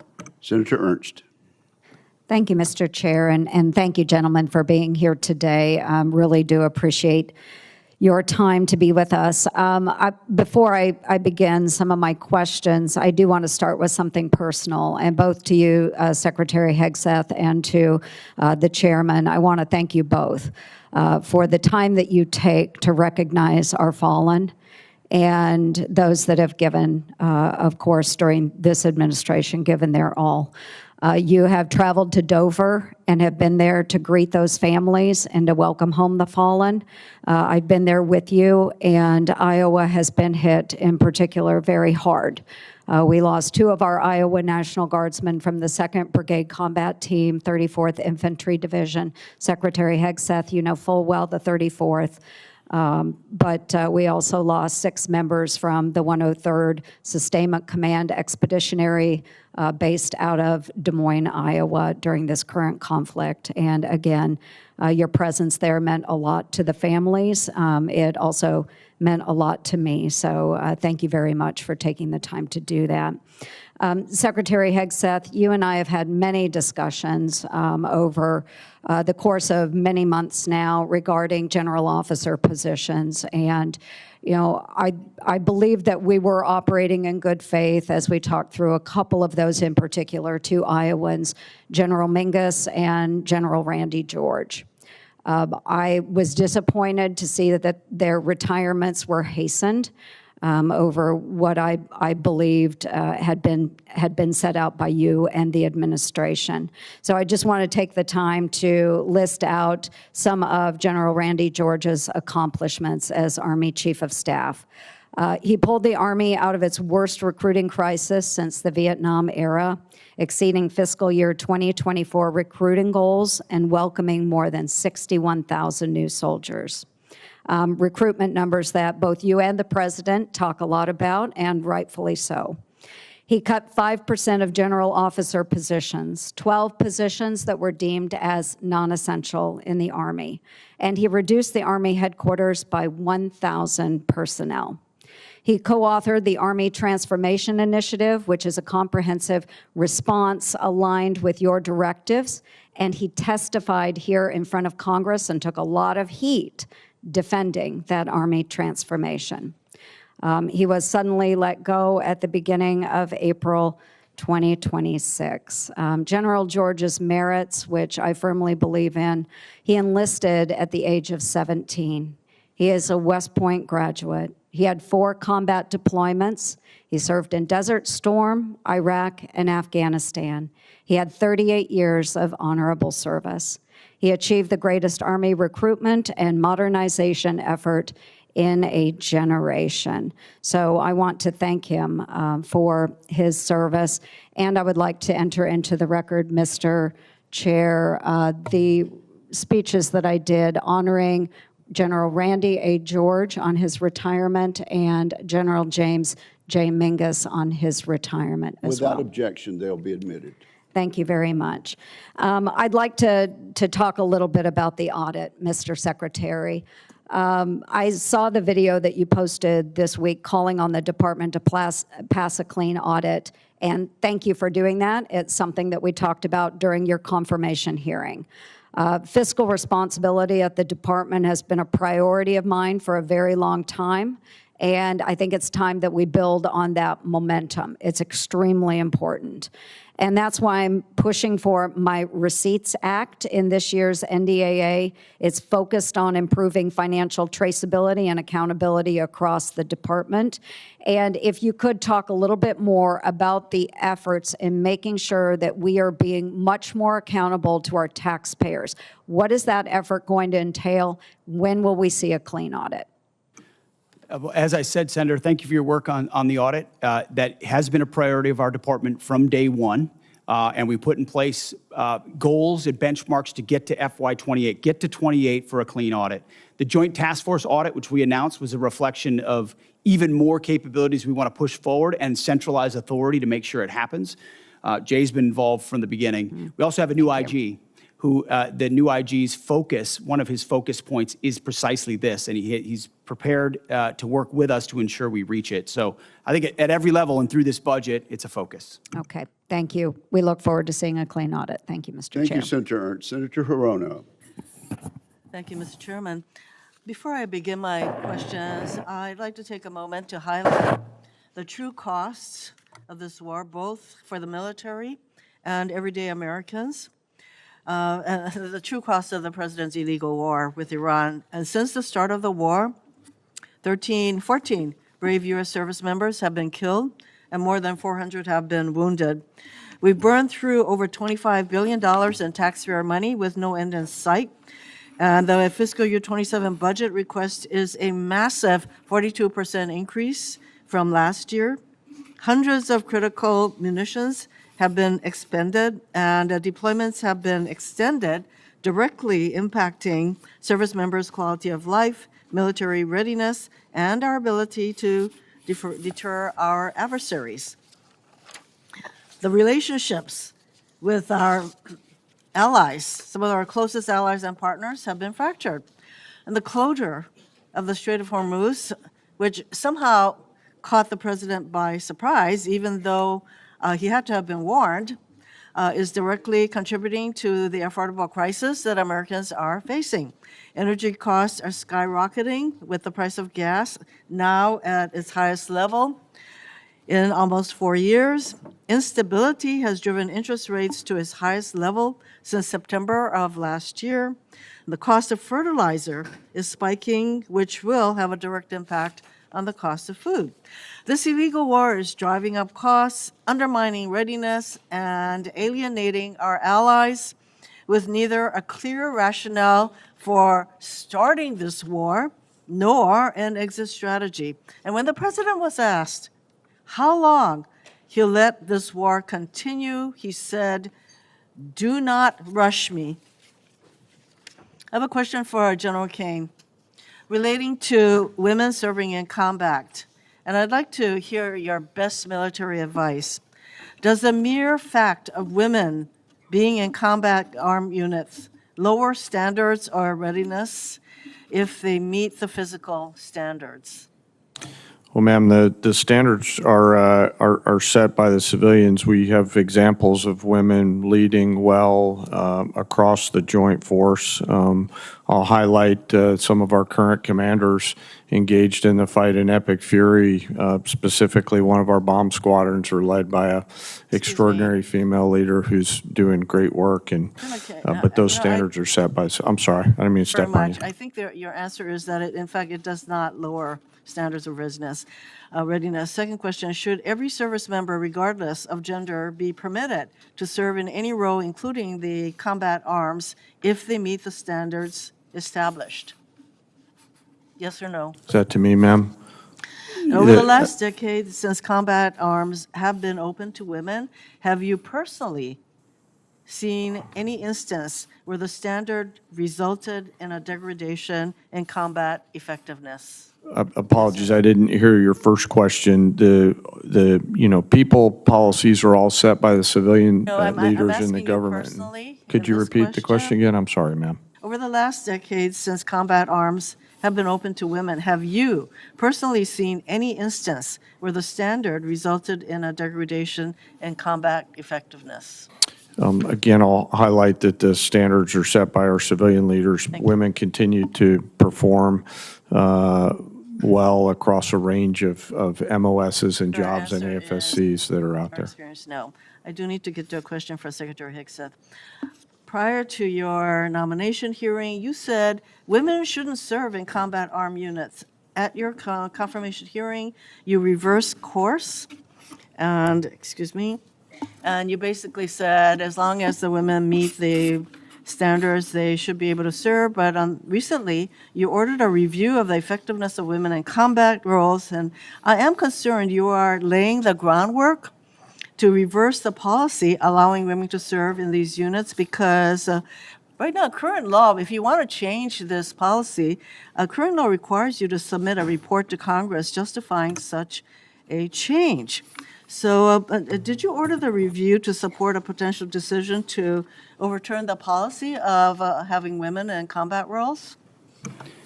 We are laser focused on standards. The highest male standard for every combat arms position should be the standard. And 10 years into this, we are reviewing it, which is what the American people would expect.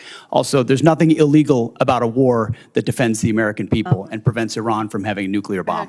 You know, you didn't answer the question, because the reason that you're asking for this review, I think, has to do with your earlier position that you don't think women should serve in combat roles.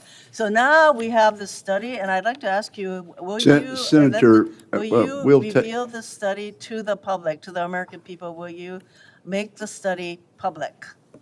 Will you make that study? Yes or no? We're doing the study for that very reason, to ensure that real science is applied to this question and not social engineering like the previous administration. We appreciate your assurance that that will be made public. Yeah, I think it's really critical that this study be made.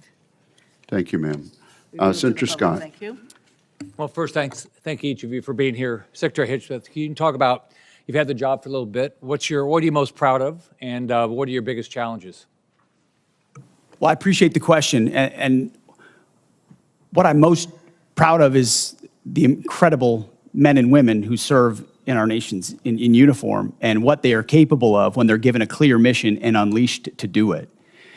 And I think the best reflection of the success of President Trump and this War Department is the historic recruiting success and the historic morale amongst our ranks. I would encourage every member of this committee, Democrat or Republican, go into the formations, go into the Air Force formations, the Army formations, the Marine Corps formations, and talk to corporals, talk to sergeants, talk to lieutenants, talk to captains, talk to colonels.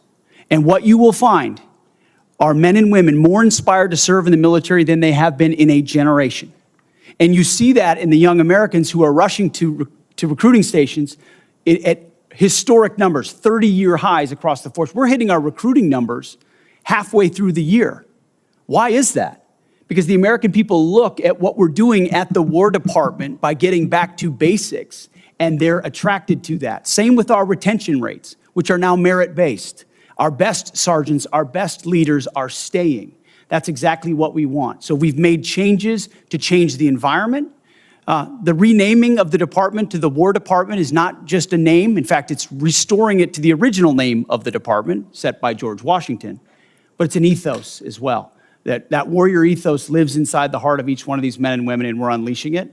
I'm proud of you name it, the border, the missions. Yes, those are all incredible demonstrations of that, but it's the people and the urgency of Americans to want to be a part of it that is the best affirmation, Senator. Thank you. So we've talked about the importance of not relying on Chinese drugs for our military. Can you just talk about what you're doing to make sure that we don't continue to rely on China for anything, including our drugs? Oh, drugs. Yeah. Absolutely. We can't be dependent on China on anything that's critical to our supply chain, even if it's the national industrial base and not just the defense industrial base. And you've been a leader on that. This committee's been a leader on that. Onshoring, bringing manufacturing here, bringing critical capabilities here is central to the interagency and the NSC, but also our department. If any critical weapon system is reliant upon something China could change at a moment's notice, then we have a a true challenge to our ability to produce for the American people. And so we're finding all of those, changing them, onshoring it, reviving the the defense industrial base allows us to ensure we're separated from China on anything that's critical. Thank you. Can you talk about the importance of foreign military sales to our allies and our partners, and what you're doing to make sure that whether it's what you're doing right now in Iran or any potential conflict in Asia, our partners have the best assets to be able to be a great partner? Absolutely. Foreign military sales has been a huge problem for a long time because the department didn't prioritize it and organize to deliver efficiently on it. So we're working with the State Department. We've changed the way we do business internally. The executive order, the America First Arms Strategy, prioritizes what we sell and to whom, a catalog approach. But it took us, this committee would be astonished to know how long it took us just to get our arms around who we're selling to what and by what processes, which means there was no strategy behind ensuring we're sending the proper demand signal to industry and delivering those systems on time and under budget to those countries, which you can imagine is frustrating to partners who are relying on those to be able to step up and burden share. So foreign military sales is critical to our own defense industrial base. More customers for our companies that employ more American workers to ensure our allies are properly armed for the fights and they can stand alongside us. So FMS is a big one for us, Senator. General Kaine, I just want to commend you and everybody in the military for what you did in Venezuela and then what you've done in Iran. The willingness of the American military to fight and win, do you think it's changing the calculus for Beijing and Moscow? Well, Senator, I know they're watching, and I'm incredibly proud of the joint force and their ability to integrate and synchronize a range of activities. And I suspect that my counterpart in China is watching very closely and envious of what our joint force is capable of doing if ordered to do so. All right. Well, thank each of you, and thank everybody that serves under you. Thank you, Senator Scott. Senator Kaine. Thank you, Mr. Chair. Mr. Hurst, I want you to just confirm something for me about the president's submitted budget. $1.5 trillion is about a 40+% increase from FY26. Am I right that not a penny of that is to go to a pay raise for the 800,000 civilians who work for the Department of Defense? We have 4.2% of a civilian salary set aside for bonuses to make sure we can recognize high performers in the civilian workforce. But you have guaranteed pay raises for the active duty and the Guard and Reserve component, but no guaranteed raises for There are guaranteed civilians, raises for the military, but in the last year, this department's given out more civilian bonuses. Well, if we're going to increase the defense budget by that much, I would hope the committee would take a look at this. Chairman Kaine, man, I like the sound of that, Chairman Kaine. General Kaine, I want to ask you a question about Southern Spear. It's an operational question. I know from your background that you carefully act to keep military actions within the rules of war. What legal justification could there possibly be that would allow the U.S. military to strike boats in international waters and kill the occupants of those boats without a showing of evidence that there's narcotics on those boats? Well, sir, as you know, our job is to show the range of options, the associated risks, and then take those execution orders, transmit them down to the COCOMs on legally appropriate and legally backstopped actions. Could you give me a legal justification? Well, sir, the execution order, I don't have striking boats that do not have evidence that they're carrying narcotics?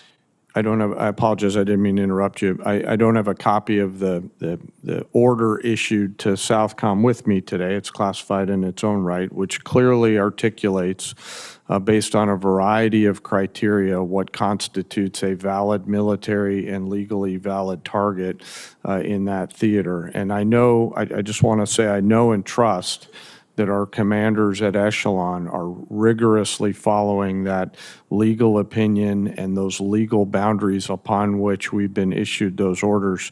And General Kaine, I would encourage, again, my colleagues, I am at a disadvantage. I've seen the legal opinion, but I can't talk about it because it's classified. I've seen the targeting criteria. but I can't talk about them because they're classified. I've seen the secret list of DTOs against whom we have declared war that even they haven't been informed of, but I can't talk about it because it's classified. But I would urge all of my colleagues to go to the SCIF and read the targeting criteria and get briefed about it, and then also look at all of the files of all the strikes that have taken place. I've done that with the first 46 strikes or so. And I think there's a profound mismatch between what is occurring and the underlying assumptions in the legal opinion. And I would just encourage my colleagues to dig into this. To Secretary Hegseth and General Kaine, the War Powers Resolution specifies that a war initiated by a president without congressional approval must be concluded within 60 days. It can be extended by an additional 30 days if, quote, the president determines and certifies to Congress in writing that unavoidable military necessity respecting the safety of the U.S. Armed Forces requires the continued use of such armed forces in the course of bringing about a prompt removal of such forces.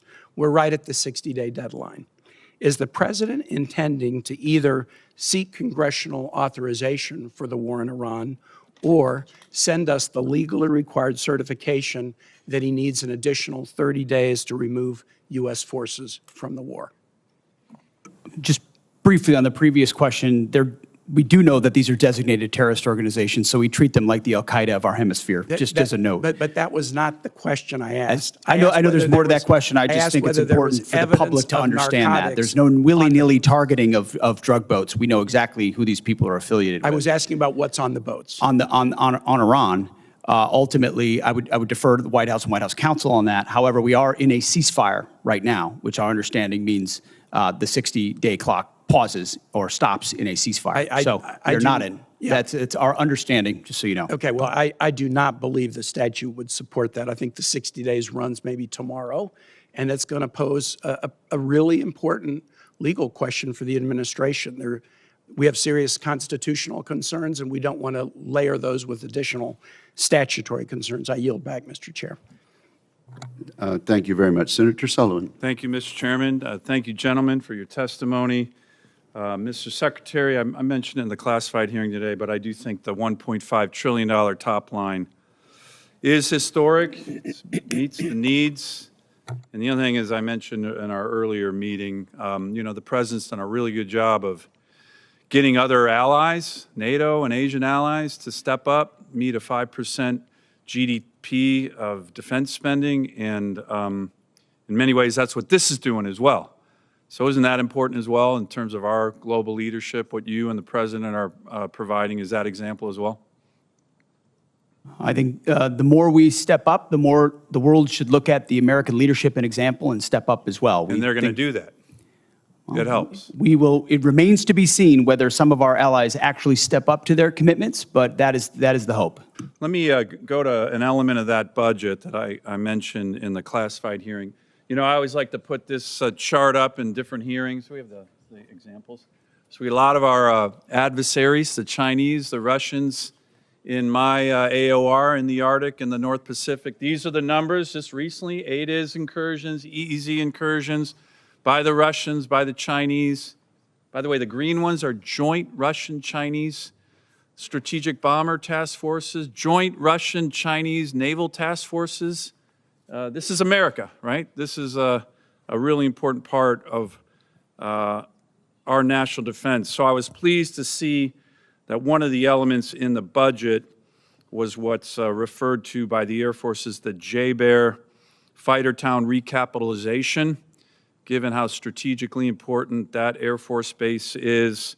General, can you talk a little bit about that recapitalization? It's for building out what is a very strategic base, but old. A lot of these facilities are from the 1950s. The goal in the Air Force's language was to have a recapitalization to provide a new state-of-the-art fighter facility capable of supporting multiple platforms now and well into the future. $6.9 billion total authorization, $2.2 billion appropes for this year. Can you talk about the importance? I was glad to host you at JBER recently. Can you talk about the importance of this Sure. element of the president's budget? Yes, Senator. Thank you for that. And you know, our investment up at JBER is essential to modernizing the nation's ability to project power and capabilities, and really bolsters our effort in not only the Indo-Pacific but also in the high north and the Arctic, which I know is something that's passionate to you. The Arctic is certainly becoming more operationally and strategically valuable, and we need to be thinking proactively around how we're going to set the conditions for us to offer a range of options to the Secretary and the President about power projection across a range of capabilities, and fighters is certainly one of them, and the recap effort that's there. You know, it is our ability to protect that flank is a national imperative and something that we want to keep focused on, and we appreciate the efforts across this committee and the rest of the Congress to help us with that. Thank you. Ms. Secretary, one of the things that I've been talking about and I think is really important now is American energy and us being energy dominant. President put a recent executive order out highlighting the need to accelerate the ability to produce LNG in America. We have a huge LNG project that we're getting close to getting off the ground in Alaska. It would be huge for our military in terms of energy for our military, huge for our allies. And can I get your commitment to work with me and this committee? You mentioned in your testimony the Office of Strategic Capital. This, to me, is one of these projects that I think would be absolutely critical for our national security. We talked about this just in Admiral Paparo's testimony last week. He was talking about the Alaska LNG project as hugely strategic, kind of a private sector, American counter to the Chinese Belt and Road Initiative. I think it'd be a great opportunity to work with the Office of Strategic Capital. Can I get your commitment, Ms. Secretary, to do that on this project? Yes, very aware of that project, and I think it's the Office of Strategic Capital is a great place to look at partnering. Great. I appreciate that. Finally, I'm just going to ask, 47 years of war that we've had with Iran. My colleagues on the other side of the aisle, you know, they talk about the civilian casualties. These are all horrible whenever there's any civilian casualties. But just general, do our forces target civilians ever?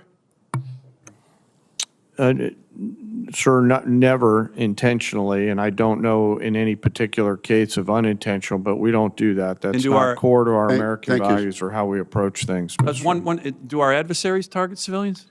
Yes, sir. Like the Quds Force? Yes, sir. I think it's really important as we keep bringing this topic up to remember who we are and who our adversaries Senator Sullivan. Senator Sullivan, do you ask unanimous consent to have the two exhibits added to the record? Yes, sir, Mr. Chairman. Without objection, that will be done. Senator King. Thank you, Mr. Chairman. We've had a lot of discussion about Iran. I'd like to talk about several other aspects of the budget. The first is the way the budget's been constructed. Ever since I've been here until last year, we've had bipartisan budgets and bipartisan National Defense Authorization Acts, and passed by majorities. I voted for all of them. And all of a sudden, in this year, 25% of the budget is essentially out of the process and will be passed presumably through some kind of reconciliation, which is by definition a partisan exercise. Mr. Secretary, why not all those items, housing or Golden Dome, whatever, why aren't they in the regular budget? Why do we suddenly have a two-part budget where this committee and the Congress generally has oversight and input to a process where a quarter of the budget is essentially a slush fund? Well, Senator, I appreciate the question. I wouldn't characterize a quarter of it as a slush fund, but I recognize that we see it as in totality as a $1.5 trillion budget. But why the separation? Why the two pieces? Multiple vehicles. As you know, there are multiple dynamics that play into why there are multiple vehicles, but we are fully committed with working to the committee to ensure that the right vehicles are utilized to get precisely this amount, $1.5 trillion. Why should we? You didn't answer my question. Why are there two pieces? Why not? For time immemorial, we've done budgets here. We've never, to my knowledge, we've never used this reconciliation process for a defense budget before. What's going on? Why not put it in My the understanding regular of budget? the reason for the vehicles is to ensure we actually get to 1.5 trillion, which is the most important bottom line.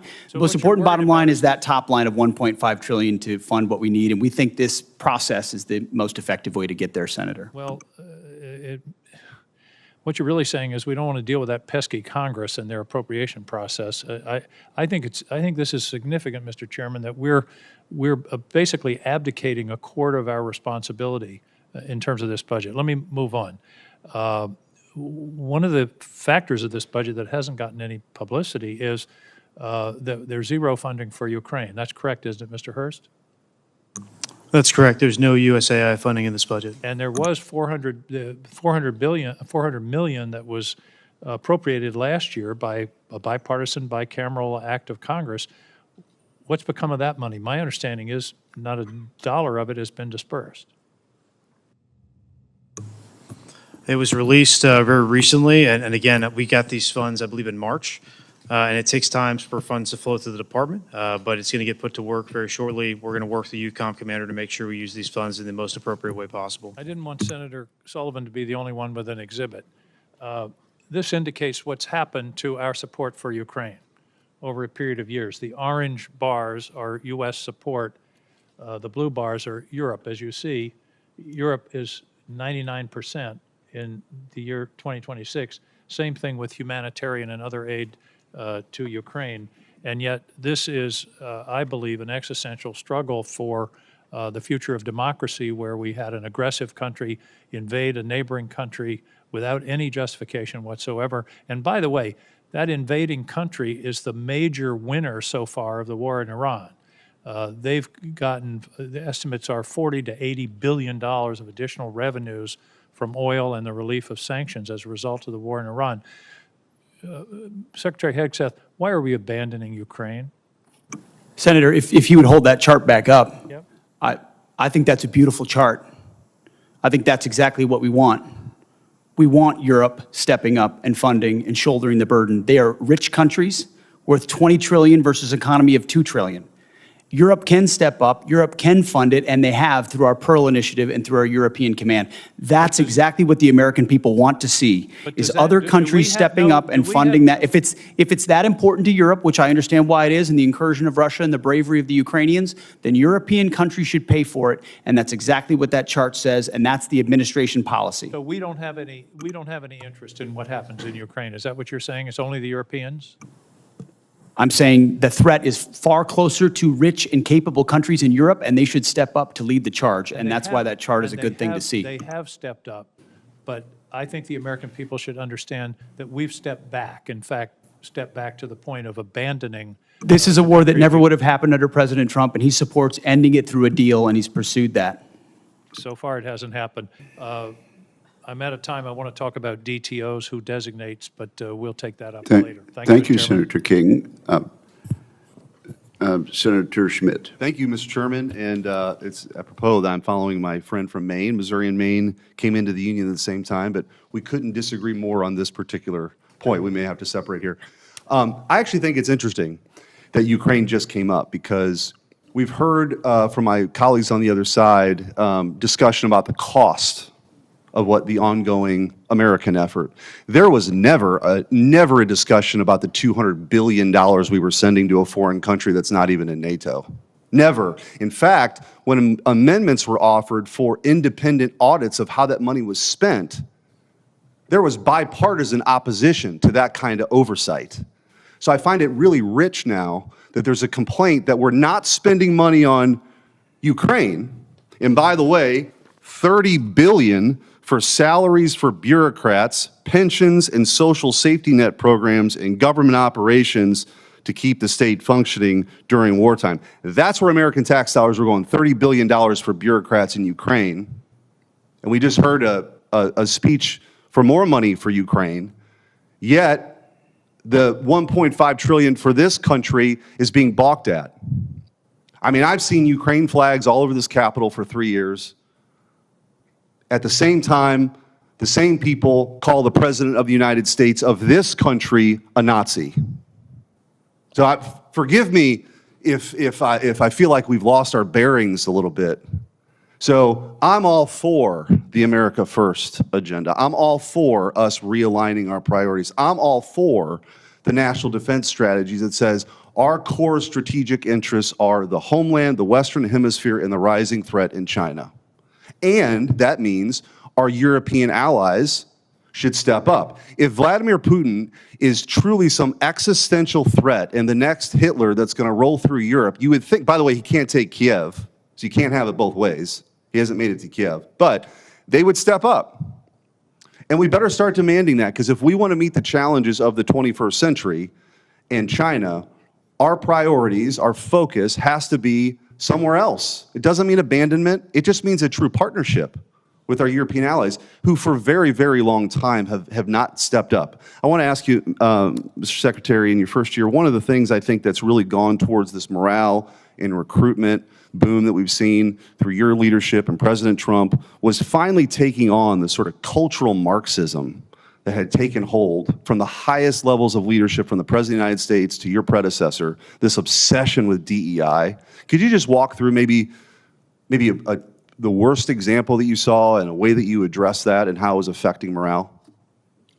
Well, thank you, Senator. First of all, I want to fully associate myself with the first 2.5 minutes of your comments, and I appreciate that perspective very much so. I would note $30 billion for bureaucrats in Ukraine is more than the bill that we've talked about today for a existential and critically important war to ensure that Iran doesn't get a nuclear weapon. That's worth noting.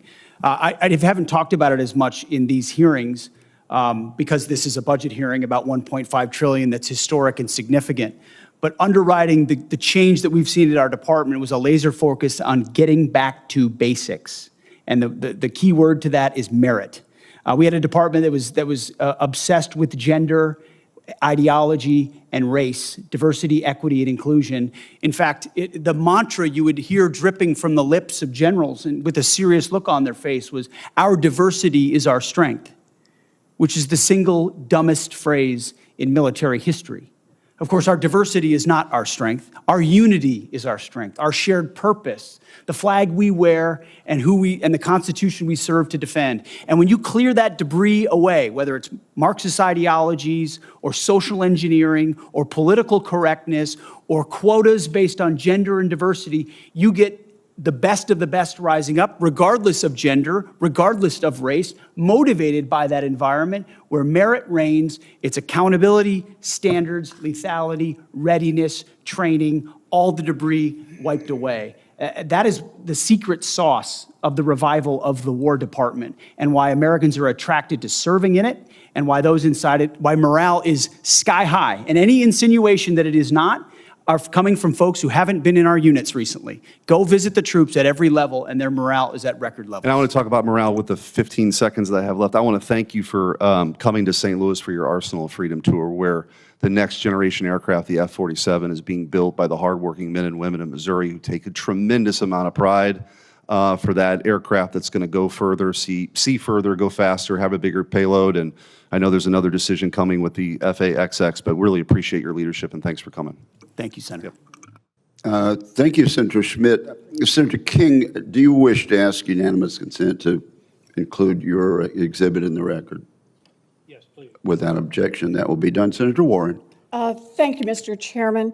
So Americans are paying a high price for Donald Trump's war with Iran. We've got 14 service members who are dead, over 400 more who are wounded.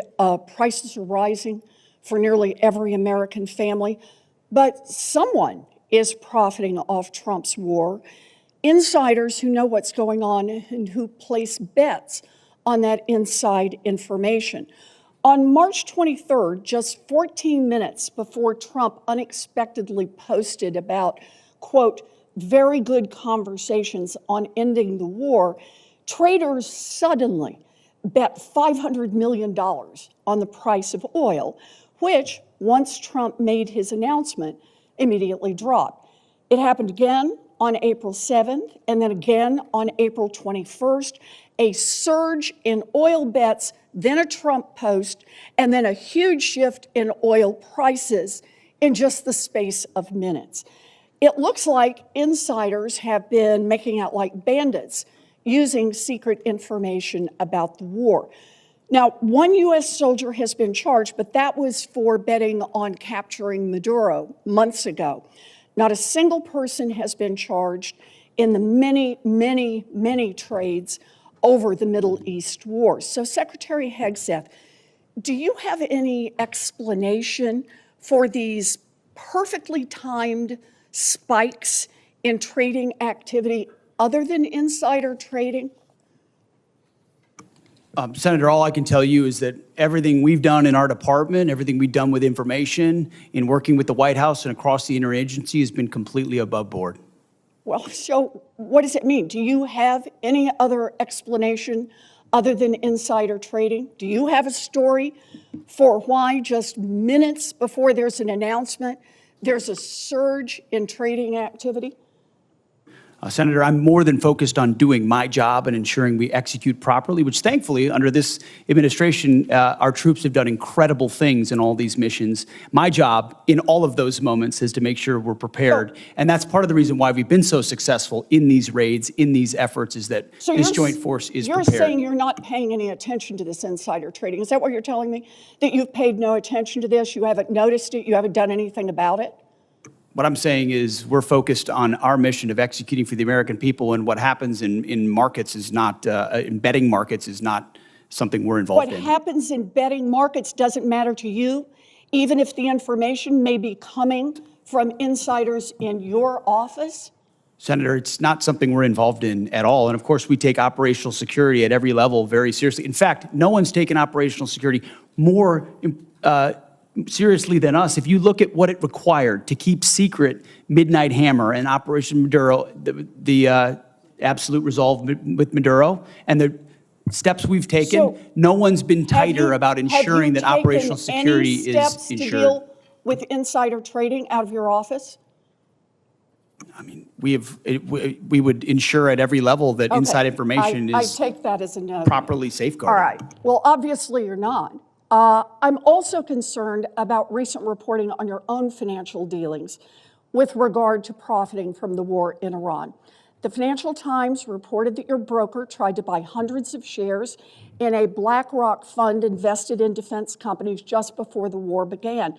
The law clearly prohibits the Secretary of That entire story is false, has been from the beginning, and was made up out of whole cloth. And anybody that looks at it sees how it was worded from the beginning to make it look like I was involved in something I had nothing to do and never have. So any insinuation that I've ever profited, other than serving this nation, what I give, what you give, what others give, I'm not looking for money. I don't do it for money. I don't do it for profit. I don't do it for stocks. And that's part of the reason why I'm able to be effective in this job, because no one owns me. No one owns this department. No one owns this president, and we can execute for the American people, and we do. The law clearly prohibits the Secretary of Defense from owning stock in the 10 biggest defense contractors.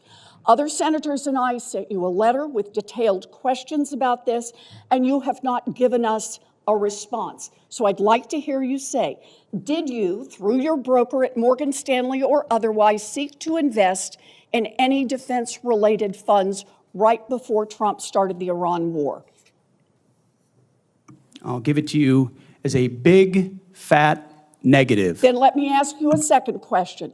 Is your broker getting your personal sign-off on any investment in individual stocks? Bigger, fatter, negative. He's not getting your sign-off before he makes investments in defense stocks?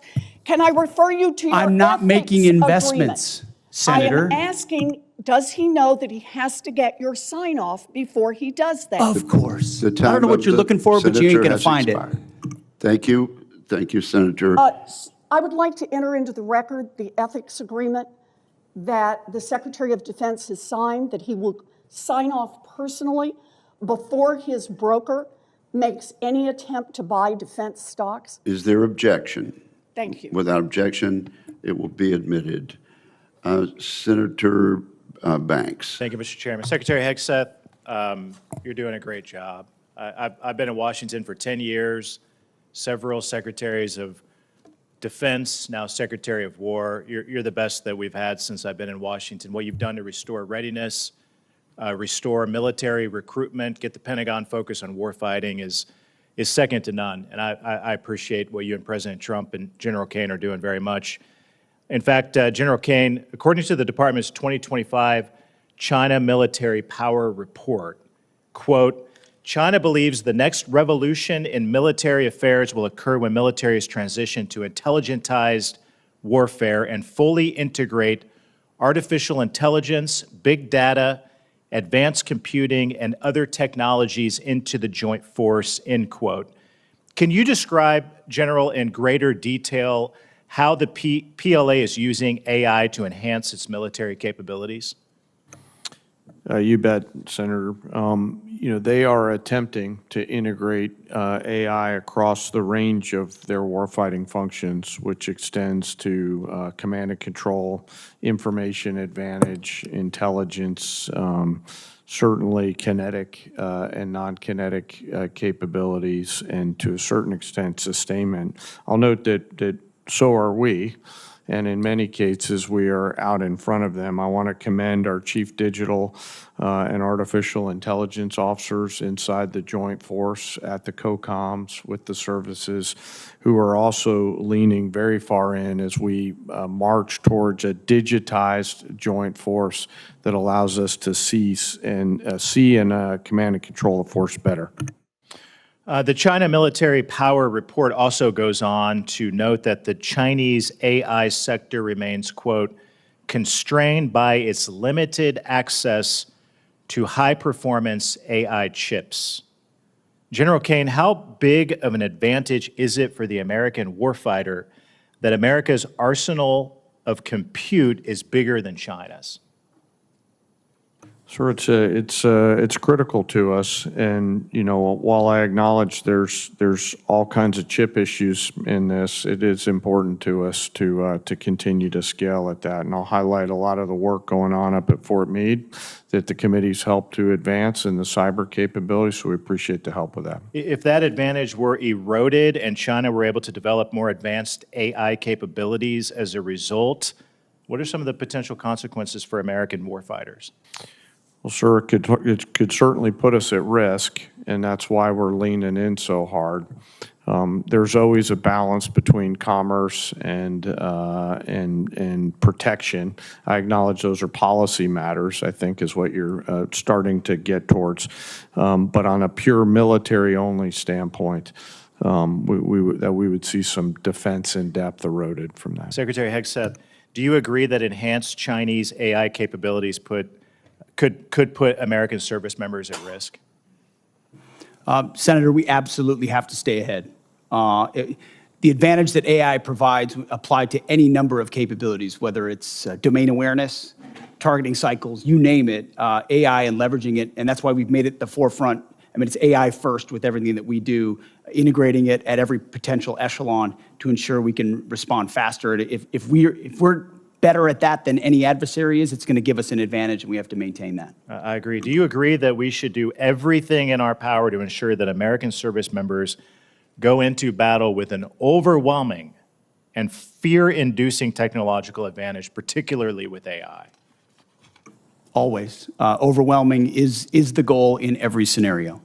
Earlier this year, the Pentagon issued updated guidelines that prohibit department funds from supporting grants and contracts involving fundamental research collaboration with blacklisted Chinese entities. How important are those restrictions to safeguarding our technological leadership? Have to have them, especially when you look at the power of models and all of those things. If you have connections to entities that could have connections to your adversary, and you can have degradation of your advantage. Again, this is where I appreciate your leadership, Mr. Secretary, which has been second to none. And I know that you will work with Congress to help codify those restrictions and encourage taxpayer dollars to never advance the capabilities of our enemies and our adversaries. I appreciate both of your leadership. We've come a long way in a couple of years from, the night and day difference between the last administration and this administration is apparent to every Hoosier that I talk to. So I appreciate your leadership. I yield back. Thank you very much, Senator Banks. Senator Peters. Thank you, Mr. Chairman, Ranking Member. Gentlemen, welcome to the committee. I appreciate this discussion. I'll just start off. The number one question I get when I'm back home from people is basically very simply, when will this war end? We know the costs are that the American people are paying, both in higher fuel costs, our farmers are paying because of fertilizer cost. We know that the whole world economy is paying a great deal for this war. And basically, as I think that through, and this is what I want to talk to you about, is that we all know that it's a whole lot easier to go to war than it is to get out of war. That's always the tough question. And we've got to figure that out. And there are some folks who've written quite a bit about this. One text on war by Karl von Clausewitz. Mr. Secretary, I'm sure you're familiar with the book. I know all of the men and women in uniform are. It's the most widely read, most influential military strategy book in Western history, which is pretty broad. And it is the core curriculum that is read in all the war colleges. I read it when I was at the Navy War College taking courses. It's part of what the U.S. military thinks about when to go to war and then how to get out of the war. And one of those core principles it starts with is basically war is the continuation of politics by other means. That everybody knows that quote who's worn the uniform, and others too. And basically, it means there's two things about that. It's politics to get in the war, and it's politics to get out of the war. And in between, we rely on the men and women in the military to carry out those policies. So I want to be clear, and I think I speak for all of my colleagues, is that we know the military plays an important part. They need to do the job, and nobody questions the amazing work that our men and women in the U.S. military have done and continue to do. They've performed absolutely brilliantly, and we applaud all that they have done. However, what we do question is the politics part. It's a continuation of politics. So it's our political leaders that get us into war and our political leaders who have to get us out of that war, which falls on you, Mr. Secretary Hegseth, and others in the administration, including the President as Commander-in-Chief. So, Secretary, are you familiar with the concept in that book of center of gravity? Sure. So center of gravity is basically, as you know, it's basically the hub of all the power and movement. Everything depends on it. And Clausewitz will say if you don't take out the center of gravity, it's very difficult to win the war. You can have tactical successes, you can have military successes, but if you're not focused on that, you're not going to be able to win. Basically, he talks about military strikes are tactical, and tactical success doesn't necessarily create the political conditions necessary to get the parties to the table to negotiate and get it done. So we've got to focus on that. So my question for you, Mr. Secretary, what is the center of gravity for Iran? Well, the center of gravity, as the President has seen it and as I see it, and he's talked about for 30 years, is their pursuit of a nuclear weapon and what they could do with that in pursuit as an extension of the radical ideology they have professed since the beginning of their revolution. So the prophetic ideology they profess alongside the most dangerous weapon in the world would be the center of gravity of the rationality of this undertaking, which I appreciate it. I'll ask you to elaborate more. I appreciate it. General Kaine, you know more about Clausewitz and strategy than I will ever know, including all the folks behind you. What would you consider the center of gravity as defined by Clausewitz in this type of war? Well, sir, you're not going to love this answer, but I hope you'll respect it. War is politics by any other means. Right. And the political side of that necessitates that our political leaders determine what is the center of gravity associated with that. From a military-only perspective, there's a variety of things academically that we could look at for center of gravities, from leadership to will to capabilities to intent. But I'll defer to our political leaders to determine that's what fine. that is. That's fair. I don't like it. You're right. But I know, and sir. I know you know the answer to that, and you're just not telling me. Well, I get why you're doing that. my inner but I marshal. would say, other observers say that basically it's not the leader. Usually, if you take out a leader, that doesn't necessarily make the changes. That in Iran's case, it's probably the Islamic Revolutionary Guard.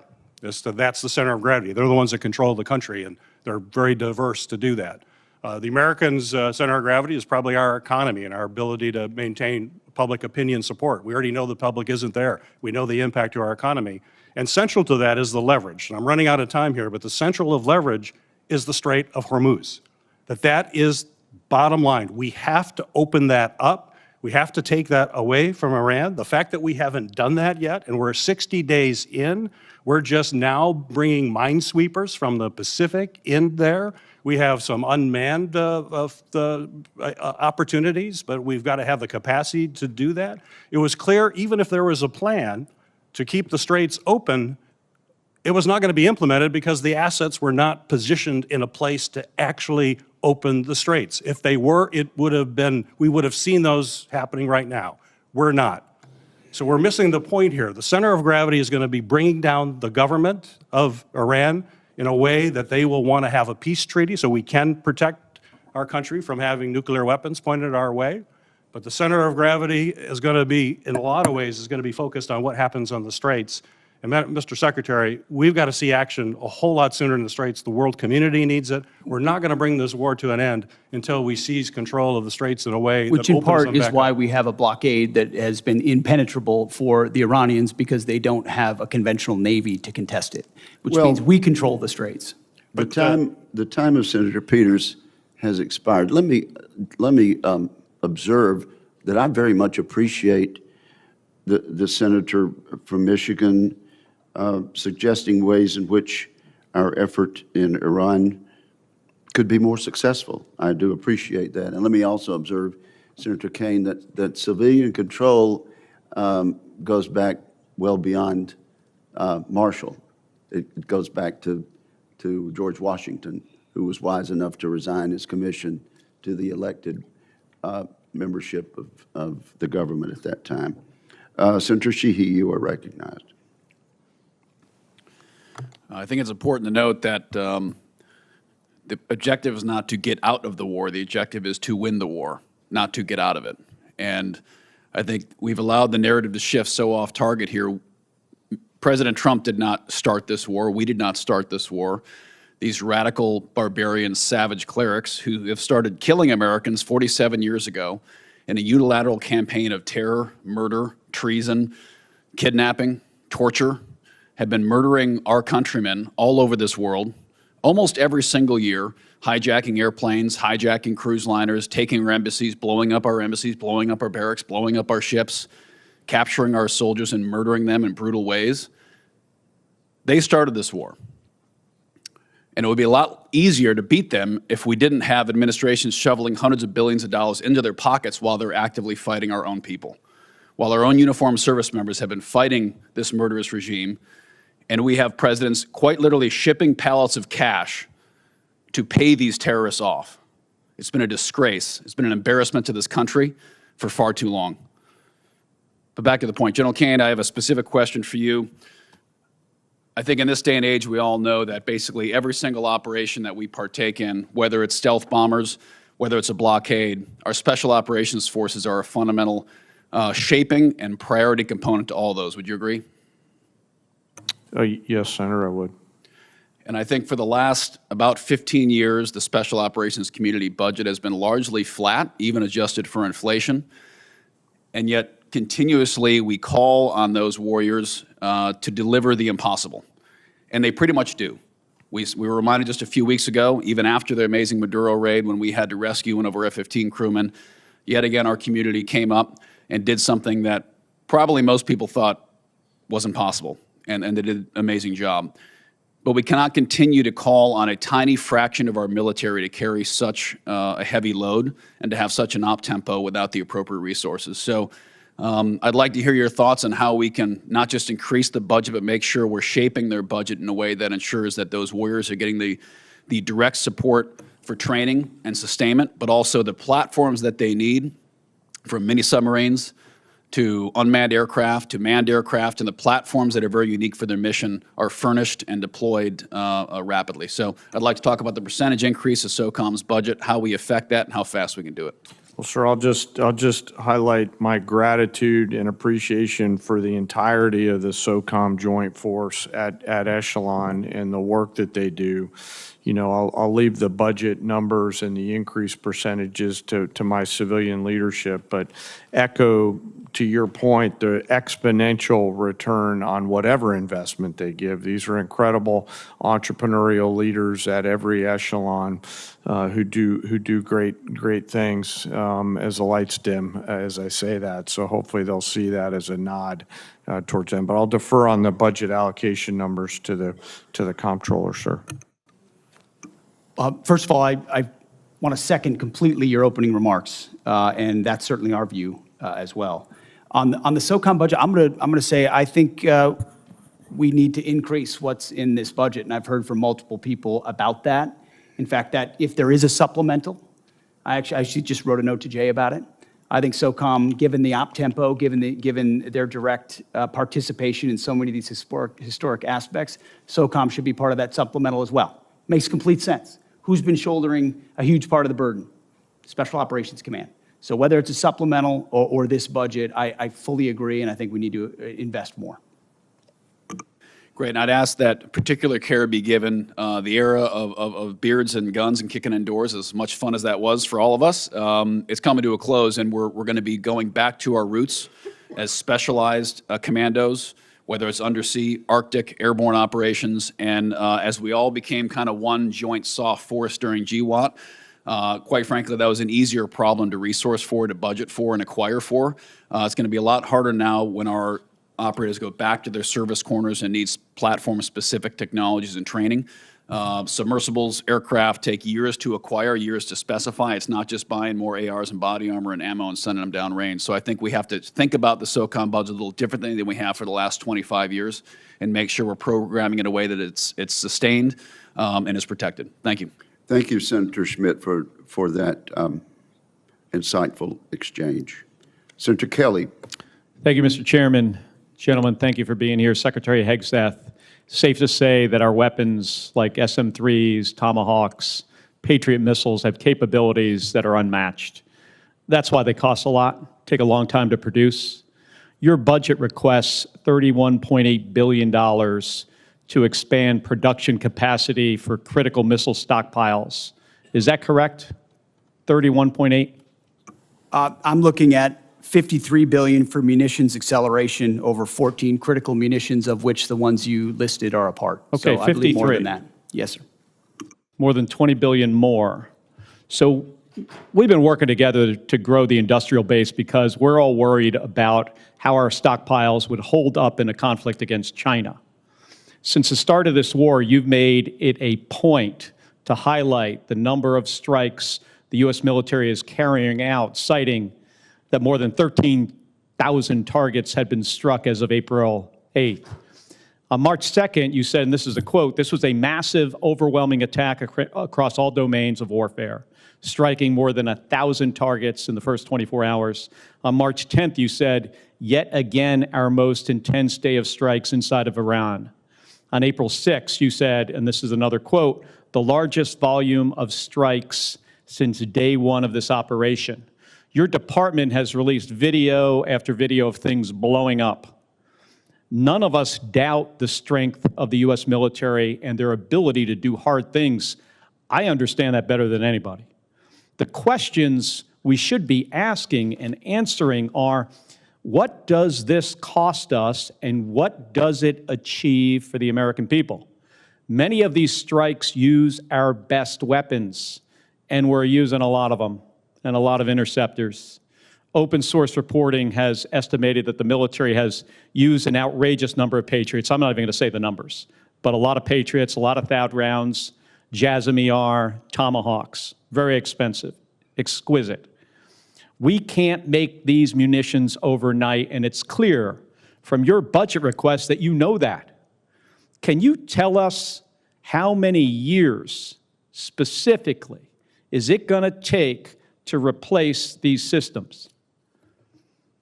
Senator, thank you for the question. I would defer to the comptroller on the amount because I think it's a lot higher than 53. If you look at long-range fires, JASSMs, LRASMs, Tomahawks, we're looking at $238 billion. Okay, we're looking at $40 billion for hypersonic. So I actually think it's closer to $330 billion in munitions. Okay, how many years to replenish? That's the question. I think that's exactly the right question, too, Senator, because the time frame we were existing under was unacceptable. Okay, well, and what tell this me, budget does, I mean, months and years, fast. Years? I mean, we're building new plants in real time. So that just to will replace what we have 2x, expended. I said months.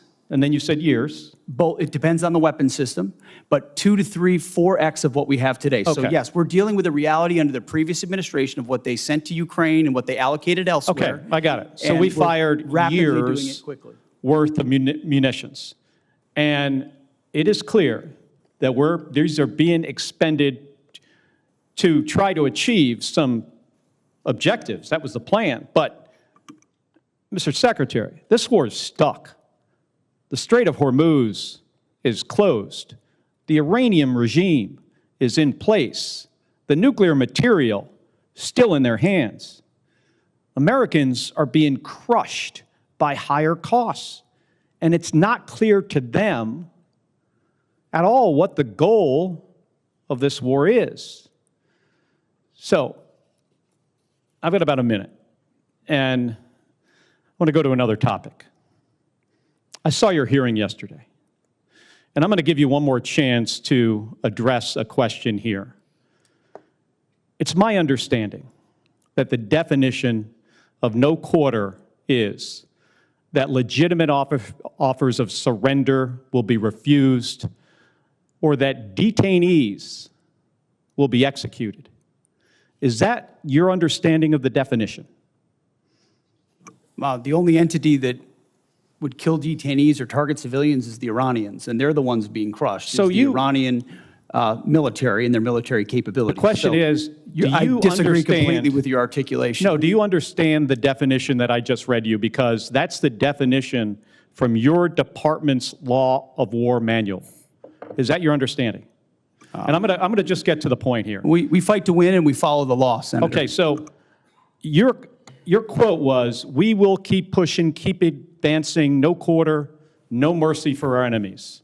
And yesterday, you did not clarify whether you stand by this statement. So I'm going to give you another opportunity to clarify if that is what you meant.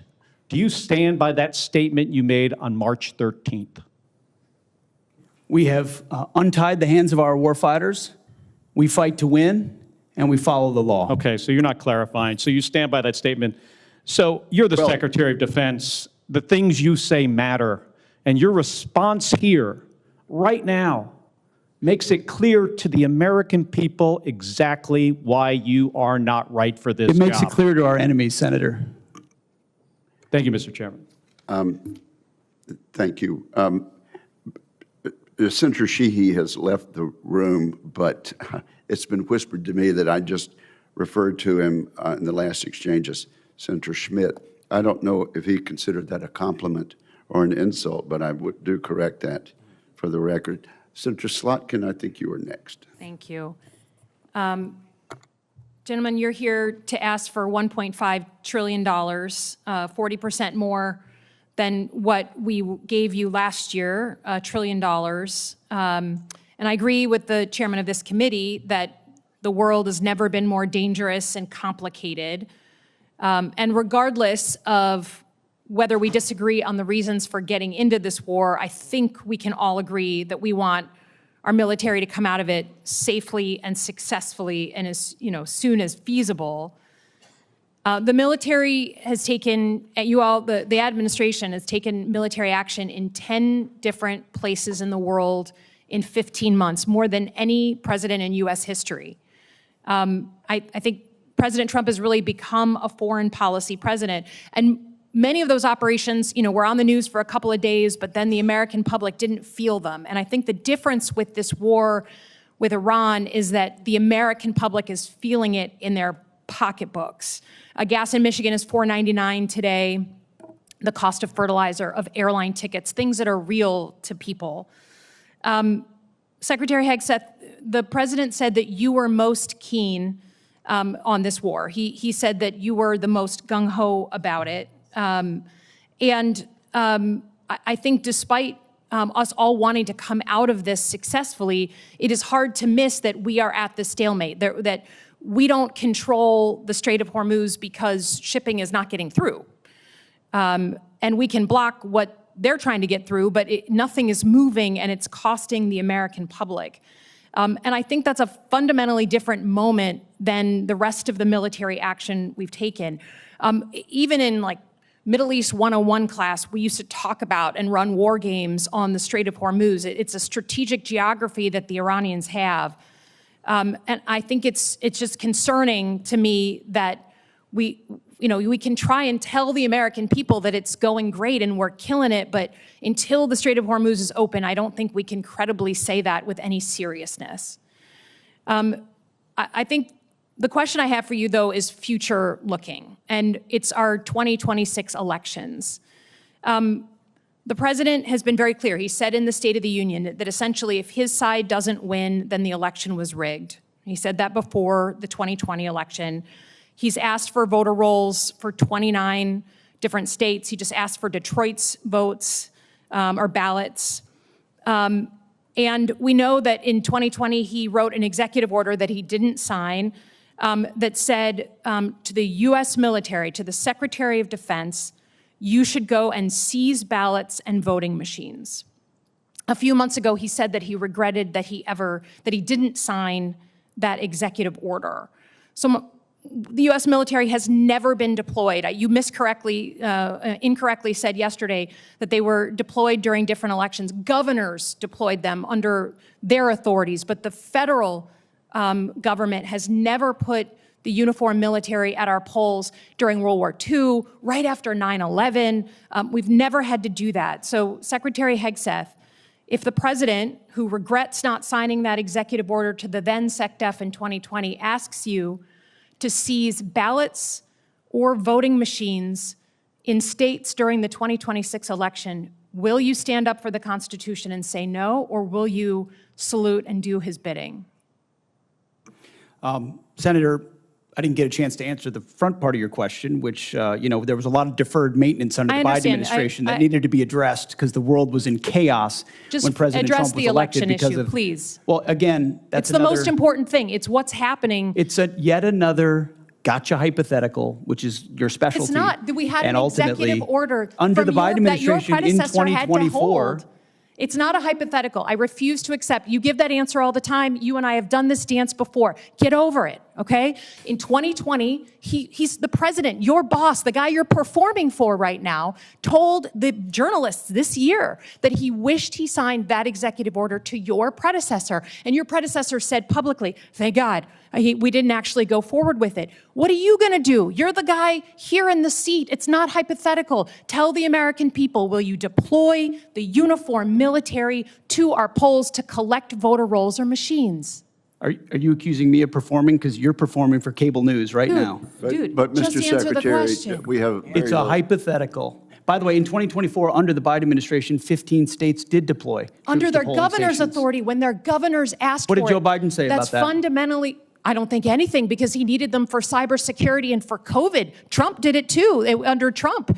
But it was not the federal decision. It was those governors of the states under their authorities, okay? It's never been done in our history. Please stand up for the Constitution. Do not send uniformed military to our polls. Do you have a response to that portion of the question, Mr. Secretary? I've never been ordered to do anything illegal, and I won't. That goes without saying. Thank you for the answer. Senator Duckworth, you're now recognized. Thank you, Mr. Chairman. Despite his campaign promise of no new wars, President Trump has been obsessed with using the military any chance he gets, from deploying troops to American cities, to propping up Maduro's chosen #2 in Venezuela, to an endless war of boat strikes in the Caribbean Sea, and now in an illegal war with Iran, where hundreds of thousands of our troops are in harm's way every day with no exit strategy in sight. This administration hides bad policy behind the exceptional military operations and the valor of our uniformed personnel. I've long said Iran is a malign actor, but a responsible administration would have managed this short of conflict instead of starting a war of choice. There was no imminent threat to the United States or our troops. The military was not the most effective tool to get Iran to capitulate, as we're already seeing too clearly now. And using force has made Americans in the Middle East less safe while spiking costs for Americans here at home, all to the tune of 14 service members dead, hundreds wounded, billions of taxpayer dollars, and untold costs to our military readiness. This administration claims to be focused on the warfighter, but President Trump told us when he announced a war from his luxury resort that he expected service members to die. Now, sadly, it's clear how unserious Trump is about his role as the commander-in-chief. His war within Iran has already reminded us how important it is to prevent a war, how serious it is to ask the military to wage one under poor strategic direction, how destructive a wide-ranging war can be for Americans, for our service members, and how difficult it is to actually end one once you start it. The incompetence and casual disregard for our service members' professionalism and sacrifice is, in my opinion, a scandal. General Kaine, can you tell us the status of the Iranian Revolutionary Guard Corps' Navy, the entity actively closing the Strait? Senator, apologies, I was listening to you. I was just trying to write it down. No worries. They're mostly destroyed. CENTCOM continues to watch them. Not the Iranian Navy. No, the IRCG. Yes, ma'am. The smaller, I won't get into any classified materials, but the smaller, fast, and smaller boats, Boston whaler-sized boats. There's still some out there. Yes, ma'am. So this administration and the Secretary of Defense has been boasting about sinking the ships of the Iranian Navy, but let's call this what it is. It's misdirection. They want us to focus on the impressive number of large Iranian ships underwater to distract from the fact that they had no plans for the second Navy that Iran owns that has always been a hard problem to address by military force. The IRCG Navy, not the Iranian Navy, has been Iran's tip of the spear at the Straits of Hormuz, seizing vessels and threatening to target U.S. assets. Iran has long invested in this second asymmetrical Navy specifically to develop capabilities that would be difficult for conventional U.S. military forces to target. Iran's advantage was well known to anyone paying attention. I have no doubt that competent planners in the Pentagon raised their concerns about a quagmire in the Strait to leadership. The question is why their leadership did not pay attention to this sound advice. Hubris is not strategy, and in war it costs lives. Even if the Strait reopens, this administration has created a new, less safe world by initiating and then bungling this crisis and teaching Iran that it can charge $1 million a ship to transit the Strait. It will take a long time for the global economy to bounce back to normal trade flows, and Iran has learned, again, that they can charge $1 million per ship, creating a new funding line for their malicious activity against Americans for years to come. And in the Indo-Pacific, I don't doubt that if the worst day comes, our military will step up to challenge and defend Americans and our interests with military force. But will they be asked to lay down their lives unnecessarily just because the White House was unready and incapable of preventing a crisis boiling over into a war in the Indo-Pacific? General Kaine, do you agree that the military would benefit from significant intra-agency planning by the Department of Defense on actions short of war that can be taken if a crisis occurs?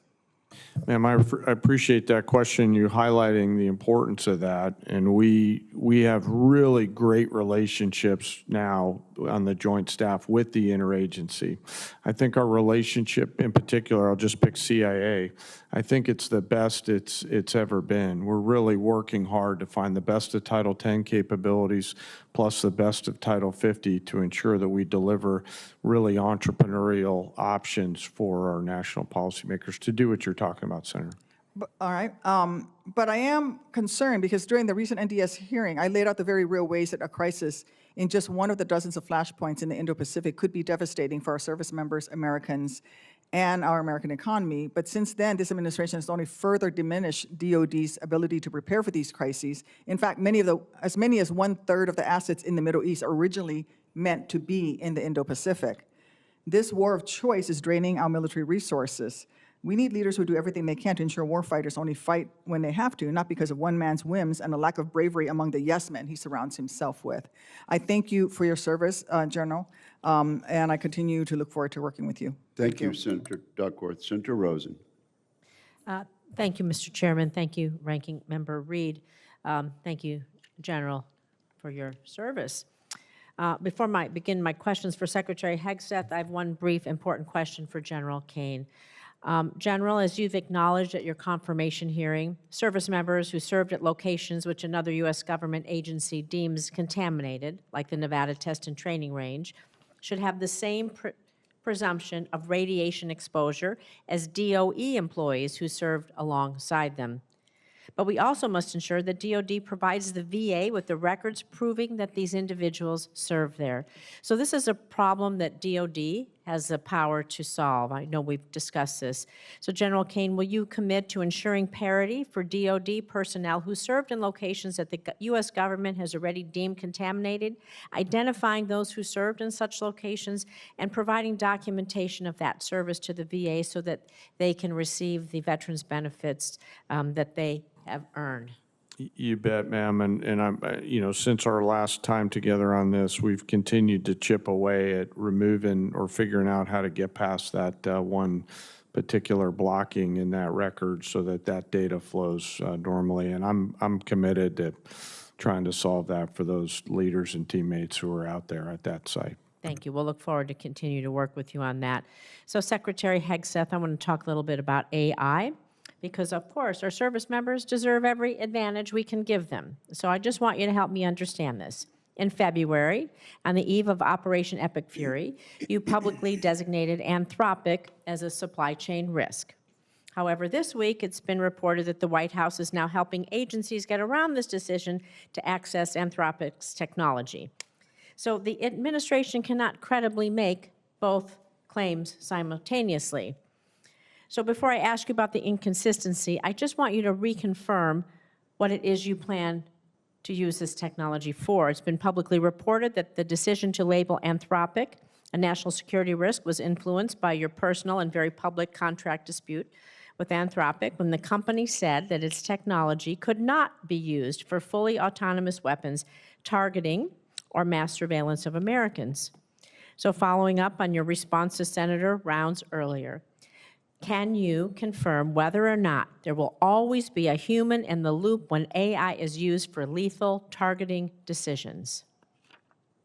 Well, first of all, on Anthropic, they would not agree to our terms of service. That would be like Boeing giving us airplanes and telling us who we can shoot at. This is not. So this is not just about Anthropic, though. This I just want to be clear. And also, Anthropic is run by an ideological lunatic who shouldn't have But that's not my question. My question is AI decision-making over what we do. Writ large. We follow the law, Should Senator. AI? Will you confirm? You said this to Senator Rounds earlier, so I'm just asking for you to. We follow the law, but we don't have to sign a different terms of agreement with Anthropic. This is not the question. This is not about Anthropic. This is just an example. I want you to confirm that whether or not there will always be a human in the loop when AI is used in a kill chain for lethal targeting decisions. Will there always be a human in a loop, or will AI make the decision? You said this to... We follow the law, and humans make decisions. So you will confirm what you said to Senator Rounds, that a human will always be in the loop when AI is used. Which is why that's part of our terms of service anyway. You know. It's how we operate. All I want to say is this. There is a DoD directive, 3000.09, which mandates that autonomous and semi-autonomous weapon systems be designed to allow commanders and operators to exercise appropriate levels of human judgment over use of force. That is in the DoD That's why we follow the law, Senator. So the answer is yes, Mr. Secretary. The answer is we follow the law. Absolutely. I think this is more important than following the law. I think that people want to know that AI isn't going to make lethal decisions, and it is critically important. AI is not making lethal decisions. That's what we want to hear. We're going to follow on that one. I have just a few seconds left, but you keep doubling down on this phrase, Mr. Secretary. You compare journalists, you compare us, you compare so many to Pharisees. Pharisees. It's a problematic and historically weaponized term that casts Jewish communities as hypocritical or morally corrupt. You doubled down again and said it. Words matter. Words matter. What you choose to say, how we choose to say it. How do you justify using this language as Secretary of Defense? Words matter. It's a historically hurtful term. Why do you continue to use it? And what actions are you taking to prevent rhetoric like this from permeating throughout the department that is going to target specific groups or individuals of people based on their religion? Senator, I feel like it's a pretty accurate term for folks who don't see the plank in their own eye and always want to see what's wrong with an operation as opposed to the historic success of preventing Iran from getting a nuclear weapon. So I stand by it. You stand by calling people Pharisees. Sir, I cannot stand for that. That is wrong. It is not respectful to people, and I expect anyone who is in leadership in our country to be respectful and use respectful terms and not be an anti-Semite. Thank you, Senator Rosen. The chair and the ranking member have no second round questions. I'm told by Senator Kelly that he would like to ask a second question. Yeah, Mr. Secretary, so $1.5 trillion, 1.5 is a very round number. You know, if you're putting together a budget, you'd come up with, these are the problems we're trying to solve. This is the capability we need. These are the systems we have to buy. And at the end of the day, it would spit out a number, and it's probably not 1.5 trillion. So to me, it feels like that number was just kind of pulled out of thin air. I took a look recently, and it seems that the defense budget of the rest of the world, I'm talking China, Russia, India, every Asian country, every European country, South America, everybody else is in the neighborhood, it looked like 1.7 to 1.8. So your request is approaching all defense spending from everybody else with the exception of us. That is a huge amount of money. You know, when I got here, you know, just 5 years ago, it was almost half of that. Through budget reconciliation, you've received a bunch of money to buy things, some of the weapon systems, you know, to resupply what we need. I'm just trying to understand, you know, like, where is all this money going to go? And if you've figured out ahead of time, what do you want to spend this on? And by the way, there are systems the president wants. You know, he saw last summer how effective Iron Dome and David's Sling were. And because of that, the president decided we're going to build our own version. We're going to call it Golden Dome because the president likes the color gold. We've seen that, see it in the Oval Office. We're going to call it Golden Dome, and it might cost somewhere between $500 billion and $1 trillion. I've heard those estimates. By the way, on that problem, I know a little bit about intercepting stuff in space. It's really hard. And the physics on this favors the offense. There's some things in that program that I think is really important that we do and try to figure it out. But space-based interceptors to hit multiple targets, and by the way, it's important how you size the system. So I'm trying to understand, Mr. Secretary, what kind of detail did you guys, did you work out like a detailed plan, and at the end of the day it came out, oh, it just happens to come out to be $1.5 trillion? Senator, the exact amount is actually $1.535 trillion, and it was a product of a highly rigorous process throughout our department, from COCOM commanders to the services, with our comptroller, with our deputy secretary, with the chairman and myself, to ensure the budget reflects the realities of the world we live in and the capabilities we're going to need. And that's why there's $65 billion for shipbuilding, $120 billion for the defense industrial base, $331 billion for munitions, $44 billion for quality of life, $71 billion on our nuclear DIB. You name it, we're investing in it. And the biggest reason for it is the underinvestment of the Biden administration.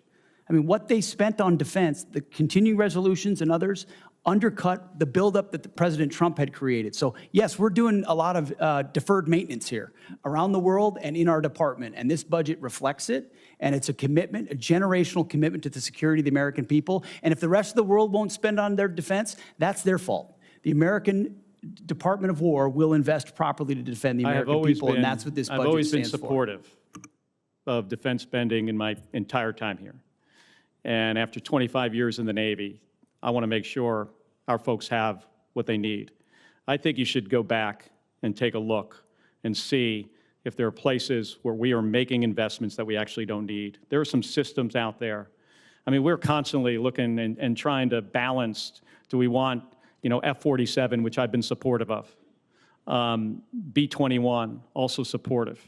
And then we want to make all these other investments in really inexpensive low-cost munitions, because we suddenly realized that the expensive stuff, even through B-21, we can't really maybe not get close enough. But the whole idea behind B-21 and F-47 is we can penetrate further into the A2AD bubble.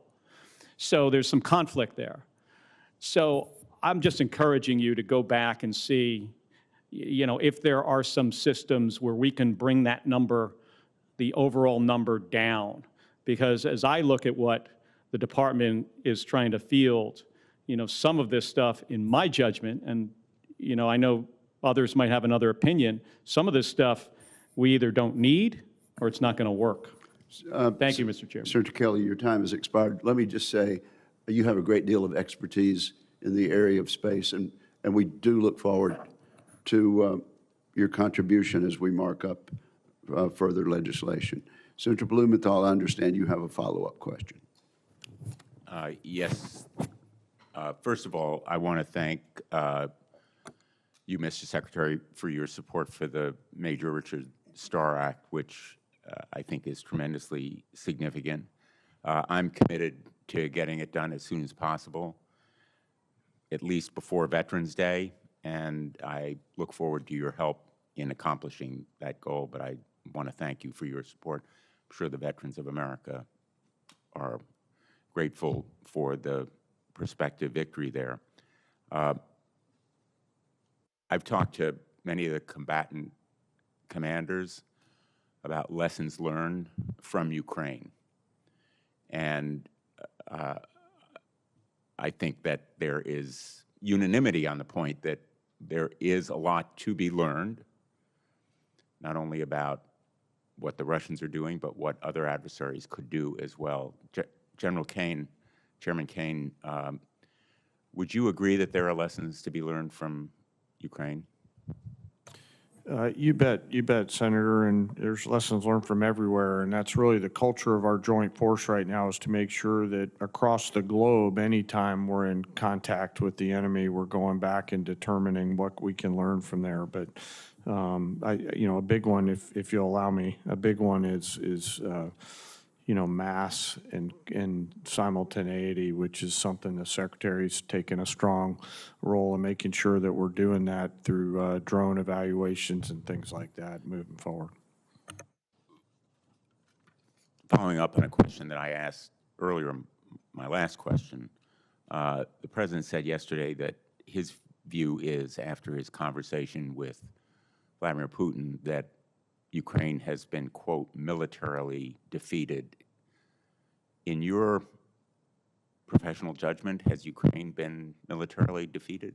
Sir, I haven't seen the President's quote, but I'll go back to something I started with, and that's the importance of me maintaining trust with a variety of people. And a president will make a wide range of comments and considerations as the commander-in-chief. You don't have to go too much farther. I understand the point that you're making. Yes, sir. Thank you. I appreciate it, Senator.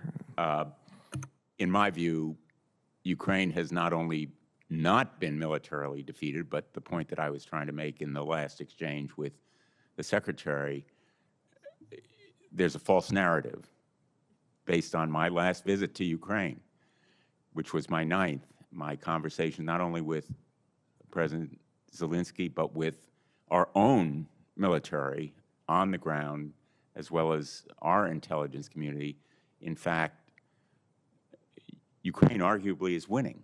There is this false narrative, Russia's winning. Putin wants that false narrative to be our official narrative. I'm not putting words in your mouth, and you don't have to respond. I understand your reasons for not responding, but the American people should know that the President of the United States is undermining our security because Ukraine is holding the line against Vladimir Putin, who will keep going against Moldova, which I also visited on my last trip, against our NATO allies, and we still have an obligation under Article 5 to come to their defense, just as they did after 9/11, as King Charles so eloquently reminded us. And my view is, and this observation is hardly novel, that China is watching what we're doing in Ukraine. Would you agree? So I'd agree that China's watching everywhere and carefully thinking about what their force posture and approach will be. And I think they're learning a variety of things, to include the tenacity and grit of the joint force around the things that we've been ordered to do over the last year. But if they see weakness in our response to Russia in Ukraine, that will affect the deterrence of their possibly moving against one of our allies or partners in the Far East. Let me finally ask Mr. Hurst, your estimate of $25 billion, would you share with us what that estimate is based on? Yeah, we can work to get you a product with the details if you'd like. And finally, Mr. Secretary, is there going to be a report on the bombing of the school in the first day or so of the war? I know you were asked about it yesterday. I'm wondering whether you have a more detailed response that you can share with us. As I've said, that's under investigation at 15-6. A general officer from outside the chain of command has been reviewing it, and it's still within the parameters of the investigation. Will there be a preliminary report in the next few weeks, or do you have a time estimate? I don't have a time estimate for you, but it will be, it's right now within the parameters of the length of time that normally these investigations take. I'm asking because in your final response to Senator Gillibrand, you said that great care is taken to avoid civilian casualties, and it would be profoundly significant if that report were made available in a timely way to show, in fact, the commitment to avoiding civilian casualties and learning lessons from the mistake made there. Thank you, Senator Blumenthal. This concludes today's hearing. I'd like to thank our witnesses for their testimony. For the information of members, questions for the record would be due to the committee within 2 business days of the conclusion of the hearing. We are adjourned.